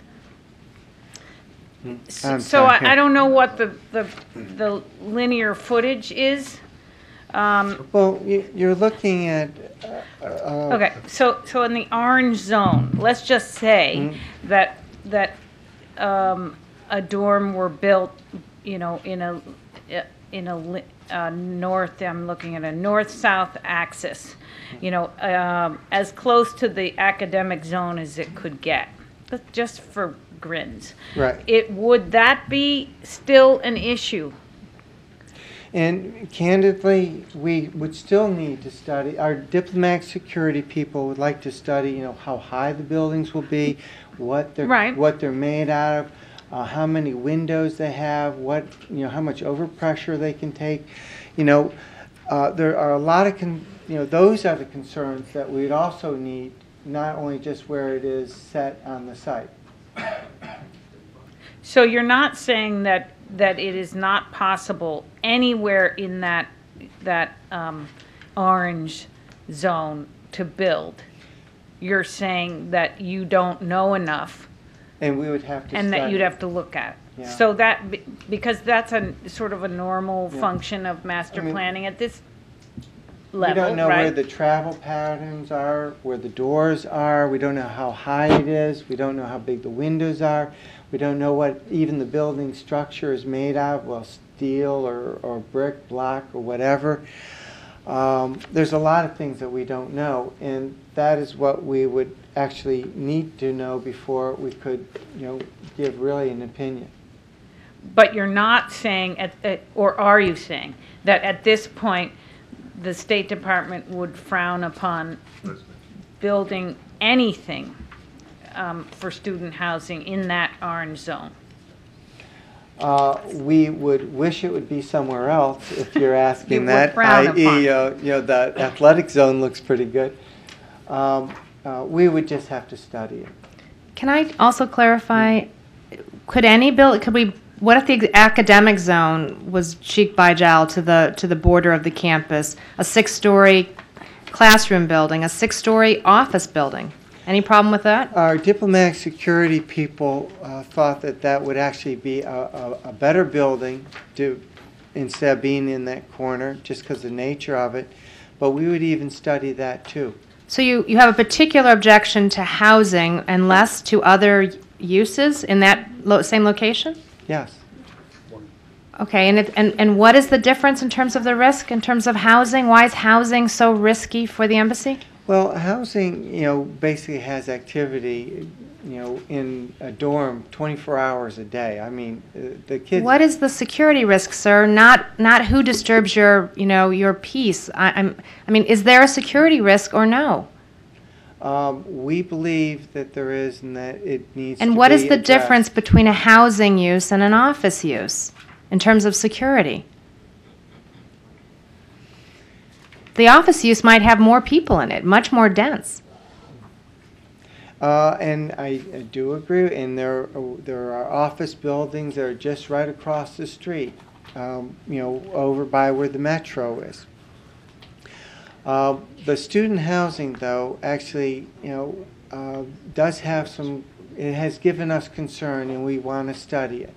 We're not supportive of it because it could have the ability to change the nature of what is happening on the ICC and the environment of. I have one thing here, in the letter, when you look at with the Vienna Convention, they talk about taking appropriate steps to protect the premises of a foreign mission against intrusion or damage, and to prevent any disturbance of the peace of or impair its dignity. And having college kids who will be active at night and possibly drinking and doing other things, and having maybe not appropriate behavior that close to the embassies might present a problem. And college kids will be college kids. Is the word NIMBY spelled out in that document by any chance?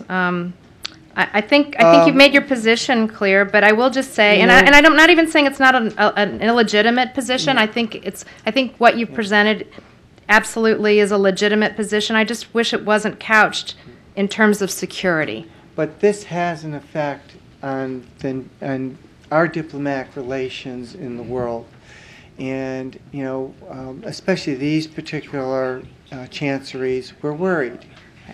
We're right now trying to, have good, strong diplomatic security. Thank you for clarifying. I think I understand. I will say that when the U.S. Embassy was being built in Beijing, it was simultaneous to the Chinese Embassy being built here, correct? And there was a lot of coordination and a lot of diplomatic goodwill created during those simultaneous construction projects. So I would say that it is a little bit of a sensitive issue. Yeah. With that particular embassy. Right. Right. Yes. Question for Mr. Hinkle.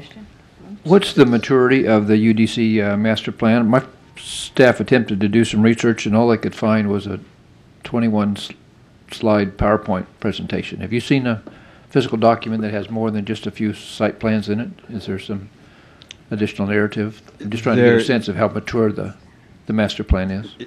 What you see here is just about what you have, but there is a document. There was a full plan that was reviewed by the zoning commission, and there's a record on it that's probably about that thick on it. But there were substantial documents that were submitted with it.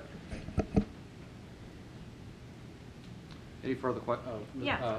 I have I want to go back to the neighborhood concern. So did we solve that issue of whether or not NCPC has any role in that? I don't understand that piece of it as being in the federal interest. We started to talk about that, and then we got diverted, and I don't understand whether or not UDC is going to have a dorm at all. Is that really an NCPC issue? Yes. Yes? Yes? So yes, because why are we not talking about that? Because according to the title of transfer, the NCPC is required to approve the master plan for the UDC campus. Okay. But the review of the master plan is for federal interests, right? Right. It was part of that federal transfer. I understand Right, that. but that's what I'm that's where we have a stake in at. it. But it doesn't, we really should be, I understand the issues with the State Department. That's a really that's significant, clear. legitimate federal Right. interest. I'm not sure that the concerns of the neighborhood are the primary federal interest. That's already been addressed by the zoning commission, and it's being addressed by the city council and UDC and so on. I Right. think that's clearly a local issue. And the zoning commission That's did what I approve thought. this. Okay. I'd be willing to move the EDR, and then we could see what else we have to discuss about it. Please. EDR's been moved and seconded. Is there any further discussion? Yes. Mr. Miller. I just wanted to note a couple things. With regard to the Chinese embassy, it's my recollection, I might be wrong on this, that when this commission approved that site, well, first of all, they took two. I think they took three parcels. As I recall, we allowed a waiver of the footprint to go beyond what the guidelines were, so they chose to come closer to the street. That's just my recollection. On the, I wanted to thank the Van Ness Residents Association for coming forward today. Your concerns, as Commissioner May noted, the concerns are more appropriately addressed not in this federal forum, but by the Zoning Commission and by the Council, the Mayor, and the University of the District of Columbia. And I think that there's a commitment to work with the community to try to mitigate any of the adverse impacts of the campus plan. And regarding the housing, it's my understanding in terms of the additional information that's needed for the State Department, they're just not at that level of producing designs at this point. They're a number of years out. Those will come back to the Zoning Commission for review. They'll come back to they would come back in the normal course of the zoning commission's review process to this commission for review. But it's my understanding that even delaying this portion of the master plan won't delay the university's plans to move forward, that can all be done at that time when the plans are sufficiently developed. So I'm prepared to move forward at this time. All right, the EDR on the campus master plan has been moved and properly seconded. Hearing no further discussion, all in favor say aye. Aye. Opposed, no. It passes unanimously. The second vote is on the student center, and the EDR is to approve the preliminary and final site and building plans for the new student center at the Van Ness campus. Discussion on that. Any additional? I would move the EDR. It's been moved, seconded. Again, any discussions? Two quick questions. This grand staircase access, did it also have some handicap? I couldn't see a ramp in the design that was proposed. Yes. There was a ramp. Okay. Any problem with the view sheds from building 38 to 39 that would now be blocked of Van Ness by the student center? You want my personal always opinion? Always want to be respectful of vistas. One of the buildings will not be seen from Connecticut Avenue. The other one will be. Hearing no further discussion, all in favor of the EDR, say aye. Aye. Opposed, no. That wraps up all of the votes that we have to take today. We do have two information presentations, one on the Kennedy Center and one on the Ukrainian Famine Memorial. Mr. Hart, you can move expeditiously. Thank you. The National Park Service, working with the District Department of Transportation, the Federal Highways Administration, and the Kennedy Center, are here to present the an information presentation for the Kennedy Center River Terrace Pedestrian Access Project. This was last before the Commission as a concept in November 2007, at which time the Commission commented favorably on that concept, but asked that a water feature be reconsidered from the design at that time. Also wanted the views along the roadway, the Rock Creek and Potomac Parkway, to be preserved. And I would like to hand the presentation off to Commissioner May, who will be introducing the project, and the consultants will be that are working on the project will be presenting the design and the design changes themselves. Yes, sir. Thank you very much. As some members of the Commission know, this project went before the Commission, I think about 4 years ago, and was reviewed for concept at that time. And at that time, it was essentially DDOT, the District Department of Transportation, that was carrying the ball there. Since that time, as we've tried to move the project forward, it's become, I guess, more of a collaborative effort between the Park Service, the Kennedy Center, Federal Highways, which actually has money to design and construct this improvement, and the Park Service. I get everybody? DDOT, Federal Highways, Kennedy Center, Park Service. This whole thing goes back 30 years or something. Well, I mean, the ideas for it go back some time. I don't know how long. Yeah, I've been aware of it for a long time as a concept. It was. Can we advance to the next slide? Okay. This is just a recap of where we are in the project right now. Because we had it had gotten its start as part of access improvements to the Kennedy Center, and a much earlier and much bigger project. There was an EA previously, and the Park Service and Federal Highways, in conjunction with DDOT and the Kennedy Center, started work on a new EA, basically because it had been sitting for some time period, and also the scope of the original EA was much broader, and we thought we needed to focus more on the specifics of this project, because this is the only thing that really remained from that larger project to improve pedestrian, vehicle, and bicycle circulation in and around the Kennedy Center.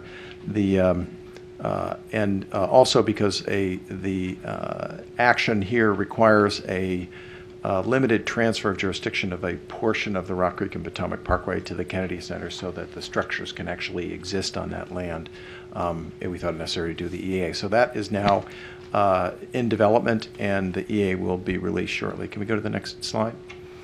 This gives you the schedule for the EA. We had a public meeting last February with discussion of various issues associated with the project, completed the scoping period, and began preparing the environmental assessment.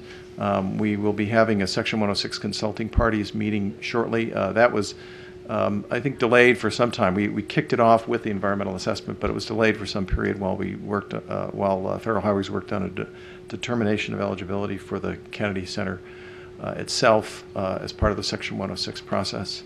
We are planning to release the EA either later this month or early next month, and there'll be, of course, the requisite public comment period, and we're anticipating a decision in the spring. Can we go to the next slide?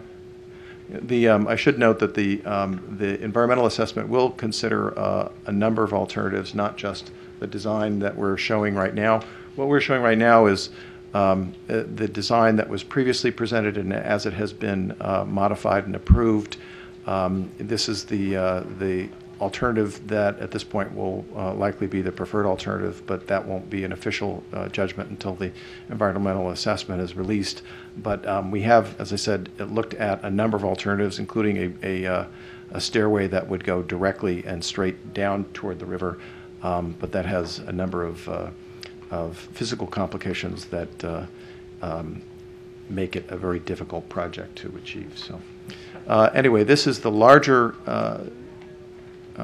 access improvement plan, and I won't go into what all of the different colors mean here, but as you can see, there was a lot more to the original plan and how it would affect access to the Kennedy Center, and what remains of it now is essentially that small blue area below the image of the Kennedy Center itself. So next slide. This gives you an image of the context. You can see the Rock Creek and Potomac Parkway goes under the terrace of the Kennedy Center for one full set of travel lanes, and then partially over the next, the downriver traffic lane. And we have a relatively slim portion of land to work with in terms of landing a staircase and elevator. Next slide. This gives another image from kind of the opposite direction, and also captures a couple of key things. The fountains that you see to your right, that's where the stairways would align, the stairway entrance points align. And again, you can get a good view of the road that we have to cross over, and then also the narrow strip of land on which the stairway lands. Next. Okay, this shows the existing site plan. Not much to see here.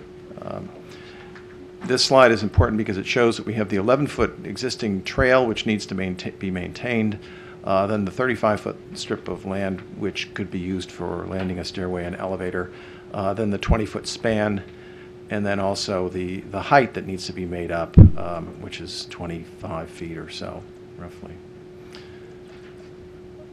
Next slide. This is a plan of the existing, or of the preferred concept back in 2007. That was previously presented. I was negligent at the beginning in introducing all of the folks that we were working with on this, and it seems that they're sort of sitting toward the back. So I would ask, is Don Payne? Oh, Don's there. Don Payne will step up. I would also, before Don starts, want to acknowledge Claudette Donlan from the Kennedy Center, who is here, Connie Eskender, who carried the weight for this project for many years with DDOT, and I saw them earlier, but Tom Shiflett and Jack Van Dopp, oh, I see them there in the shadows, also who have been carrying the weight on this project most recently for Federal Highways. And Greg Hoer, who's the landscape architect, will also step up, I think, and talk about the landscape plan for this project. And I think given where we are in the time, we should try to do the most expedited version of this. We're already over time. I'll just try to go through this quickly. Can you step up closer to the microphone and maybe point it up? There we go. Basically, I'll just be showing a series of slides that are the 2007 and the 2011 version. So I hope it might not be visible to the people in the back here. But this is the difference between the two schemes is fairly minimal in terms of planning. The footprint of the plaza is exactly the same in the two schemes. And where the stairs are located is exactly the same in the two schemes. But this is the 2007 concept. The stairs align with the Hall of Nations and Hall of States, as you can see up at the river terrace level. So they're descending 30 feet to a plaza. And in this case, the plaza extended all the way from an arced wall on the east side and across the walkway. The plaza actually stepped up on both the south and the north side, and that was to reduce the complications due to flooding for the elevators.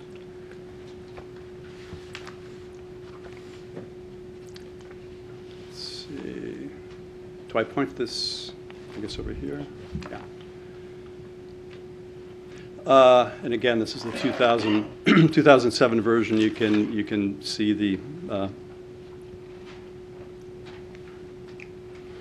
let me see how this is working. These two ends were actually raised in the plaza. That's one of the major differences between the two schemes. And the paving extends the full depth of the plaza.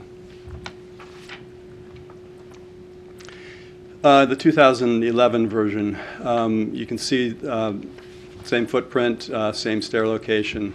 The plaza itself extends just up to the walkway, so there's some differentiation between two fairly differently two areas that will be used. In terms of activity, the plaza is a more active area, so we're trying to get some definition. This is a view from the river. The original concept, and it carries through in both versions, is to have a very simple grand gesture of the stair that doesn't touch down on the plaza. So basically, these stairs are supported by a truss, 100-foot truss, and as you'll see, this is the 2011 version. A more detailed view of that, showing one of the stairs. The truss is covered with a mesh material that is meant to make a visual connection to the center, to the existing columns, the colonnade on the river terrace level. Glazed, we can talk about these details a little bit later, but glazed railings. The sections give you a good idea of the minimal impact as far as the structure on the building, on the terrace. You can see on the left is a view from the south, but the structure itself just touches the terrace with no structural implications.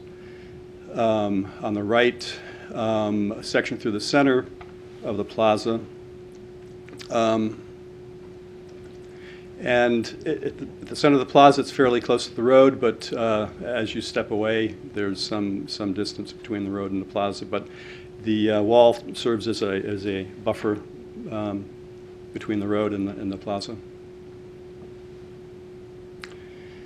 And this is jumping back to the 2007 version. These are mainly architectural details in terms of the difference of the two stairs, but in this case, you can see that we're using stainless steel stanchions on the railing. In terms of detailing, there's some other refinements. And the planting under the stair, that was removed in the later version. And this is the 2011. Structural supported railings with no stanchions and no planting under the stair itself, and a simplified single level plaza. And just a quick comparison of the two, the 2007 and on the left, and on the right, the 2011. So in terms of detailing, the profile of the structure was simplified quite a bit. Again, the 2007, and I'll just jump up to the 2011. In terms of the material, we are using a fairly durable physical vacuum deposition process that is a metallic and very stable material. And that's on a stainless steel mesh. And again, both the schemes, 2007 and 11, the lighting is meant to be a minimal impact on the location with low-level landscape lighting. There will be, I'll just jump up to the 2011, there will be internal lighting, uplighting under the glass stairs, and also uplighting on the mesh itself. And I'll hand this over to Greg. Which is the... yeah, you're right. This right here. Okay, this is the concept plan for the landscape planting that was prepared in 2007.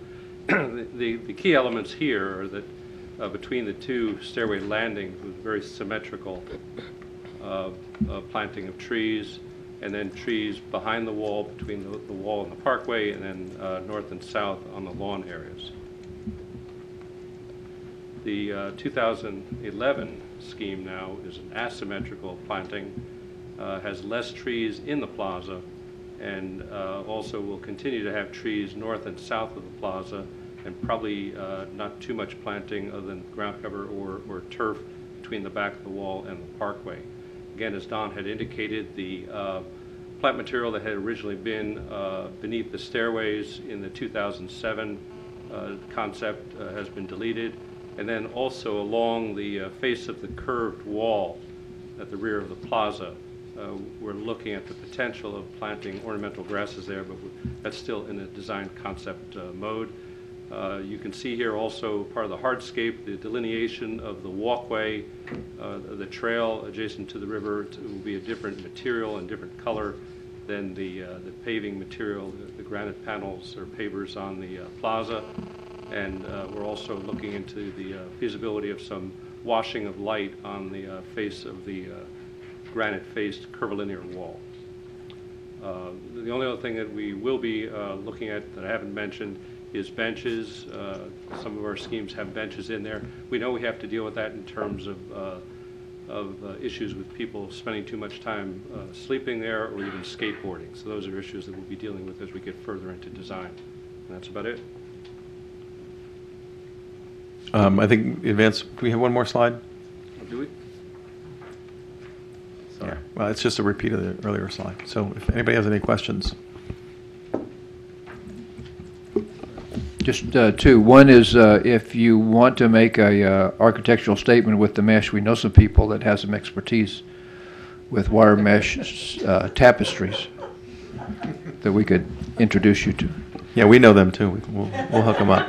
The other comment is just where the placement of the landings, where they align with the plaza. It appears that within a few steps, you're in the fountain, as opposed to. I'm just thinking about flow and how you split the flow. People tending to go bear to the right. The conflicts, the capacity. If you had large crowds both accessing and egressing at the same time. Was there some thought about shifting that so it aligns with the open pathway? Right now, the fountains... Step up to the mic. The fountains are aligned with the access to the right. to the center. So I think we pictured the fountains as acting more like sort of like a traffic rotary of sorts. Mm-hmm. In terms of shifting things, I mean we're trying to respect the axis of the grand halls. Mm-hmm. So I think that's... So that was your primary axis you wanted to... That's the main logic. Align with. The main logic in it. Okay. And did you say that there's no I thought you said it's cantilevered, so it just kisses the plaza. Right. There's no structural Correct. attachment, so the plaza does not become weight-bearing for this cantilever structure. Right. And the final question is roadway clearance for the vehicles. Roadway clearance, we're actually Passing underneath? well above. The plaza level is 30 feet, so the structure is, I really couldn't tell you, I think it's under 10 feet at that point where it crosses the road. So there's What no I'm clearance thinking there. about is, at this time, oversized vehicles cannot transit Right. on Rock Creek going north. They can on the south, and this would not impede No, they if you can't. had. They're not allowed. Right. They're not allowed. Okay. Okay. That answers that. I won't tell you the story then about years ago when I drove my truck up the Rock Creek Parkway to Baltimore. Right. Thank you very much for this. And the last item on the agenda today is an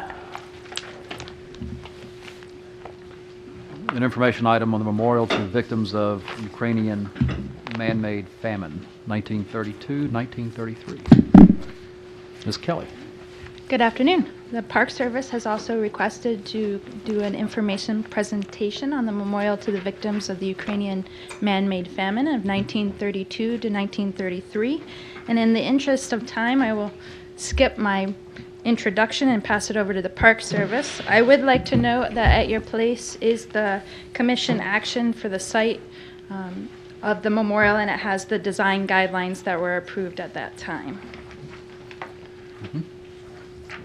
Well, thank you very much.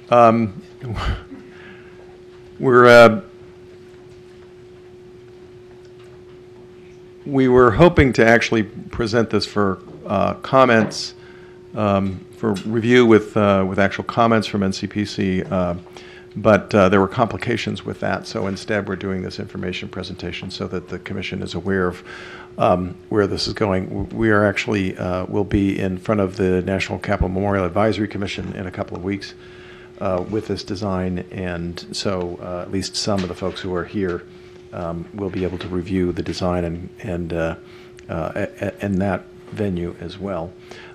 This is I don't have much to say in terms of the kickoff. I will turn things over to Mary Kay Lanzalata, who will give the design presentation. So. Thank you very much, Peter. Good afternoon, ladies and gentlemen, and thank you for this opportunity. I do have representatives from the Ukrainian Embassy here, Oresta Starik and Michael Sawkill from the National Committee. And if you have specific questions related to the commemoration here, they're probably better suited to answer those. As Cheryl mentioned, your commission action to approve the site was in September of 2008. And since that time, I just remind you of where your action was. For those that may not have been on the commission at the time, this is Massachusetts Avenue, this is North Capitol, and this is F Street. This is the reservation in front of the former Childs building. Just a little closer zoom in. We have Union Station, the post office. There are some restaurants along F Street. The Victims of Communism Memorial is sitting up here at New Jersey and Massachusetts Avenue. So it's a very vibrant neighborhood. I have a few views for you. This is looking down Massachusetts Avenue towards Union Station. This is the Child's restaurant here. Union Station is sort of down there and a little bit behind the post office building here. A little bit closer in, you can see the office buildings and restaurants across F Street. We come down, standing on North Capitol, looking back at the Child's restaurant here. This is F in Massachusetts. And then from standing in front of the post office building, looking up Massachusetts Avenue and F Street there. Since 2008, the Ukrainian government held an international design competition in December of 2009. 52 entries were submitted from around the world. There was a 22-member jury panel that selected 5 finalists. These 5 schemes were then vetted against your NCPC finding of no significant impact as part of the site selection process, and we have 2 of them to share with you today. We have a preferred scheme and an alternate scheme. We are also going through the environmental assessment process. We have our public comment meeting at the Martin Luther King Library next Wednesday afternoon from 3 to 5. And then, as Peter mentioned, we'll be at NCMAC on December 14th. We were at the Commission of Fine Arts on November 17th and did receive approval, concept approval there. So our first scheme is known as the Field of Wheat. In plan, Massachusetts Avenue and F Street. This has a paved area in front of a bas-relief sculpture with some green space and a bench. There is a proposed row of obelisk, red-colored trees framing the view from Massachusetts Avenue, which is the primary view shed. This sculpture is all intended to be bronze, and I have in front of you the sculpture, or the model, and some samples as well. This bas-relief is interesting. It goes from positive wheat, and then as it transitions across, it goes into a negative relief. And this is to symbolize the way that the people of Ukraine were treated in 1932, 1933, when there was an enforced starvation of the people. Somewhere between 7 and 10 million people died in that period of time, up to the tune of about 25,000 people a day. And it decimated generations to come. This bas-relief sculpture is sitting on a low wall. The bench is here. It is low in scale relative to the Child's Restaurant, which is now the SunTrust Bank. As the sculpture transitions from the positive to the negative wheat, the Holodomor and the dates of the event come out in relief in the front of this bas-relief sculpture. It is bronze. It does sit on a low wall, and the sample, again, is in front of you. The texture proposed for the paving is this striated stone surface that actually looks like wheat fields that have been recently sown. So you get that sort of striation there. A close-up view, we are proposing to put a wayside in here. Again, a very low wall. The distance of this element is about 35 feet. The overall site is about 110, so it's a little less than a third. There is about a 16-foot area in front for gatherings, commemorative events. This past Monday, the embassy hosted a commemorative event for Holodomor. Today, the country is celebrating their 20th anniversary of independence, so it's a very exciting day for them. We did propose to put in a green area that separates the main east-west sidewalk from this area, so that it does give a little bit of opportunity for reflection and contemplation, and a spot for people to sit and think about this event. Again, as I mentioned, this is 6 feet. It sits on an 18-inch high base, and it's 6 feet tall, and then the trees beyond, and then you have the Child's building beyond that. So it's relatively low in scale, in keeping with the NCPC guidelines. A little bit more detail on the site plan and planting structures with some representative trees. And then a close-up of the materials proposed for this site, the bronze, the stone for the low wall and the bench, and then the surface texture. We do have an alternate scheme. This is known as Shooting Hands. This is a sculpture that really needs to be seen in the round. It aligns with almost the center line of the Victims of Communism sculpture, which is just up the street, and it has in plan trees surrounding it on both sides with benches proposed. And as the folks from the Kennedy Center mentioned, we need to study those benches carefully for a whole range of reasons. So here is the sculpture itself. It's about 10 feet tall. It would sit again on an 18-inch high bronze base and a low granite, 6-inch high granite wall. The trees that are proposed are in keeping with the species that can be found in Ukraine. A little bit close up, it does have access from both Massachusetts Avenue and F Street, and again, the benches that'll sit underneath here as well. And just an enlarged elevation. This is the sculpture relative to the Child's Building, which is sort of peeking through the trees back there beyond. And a proposal of the different species and give you an idea of the texture and color that we can obtain. And for this one, we looked at a granite. Again, I have that sample here, as well as the bronze proposed for the sculpture. We are happy to take any comments or questions, and would appreciate any comments. Just real quick, this round scheme doesn't really have a front or a back. The preferred scheme has a back. What does the back of that bas-relief look like? It is proposed to be the same stone as the base, so it would have a stone back and a bronze front. So it's like a blank wall on the back side? It would be textured. It wouldn't be a honed surface. That is something that the Commission of Fine Arts encouraged us to study more, and so we will be continuing to do that. But it's basically a 7.5 foot, 32 foot long wall that we'd be putting up? Is that what it is?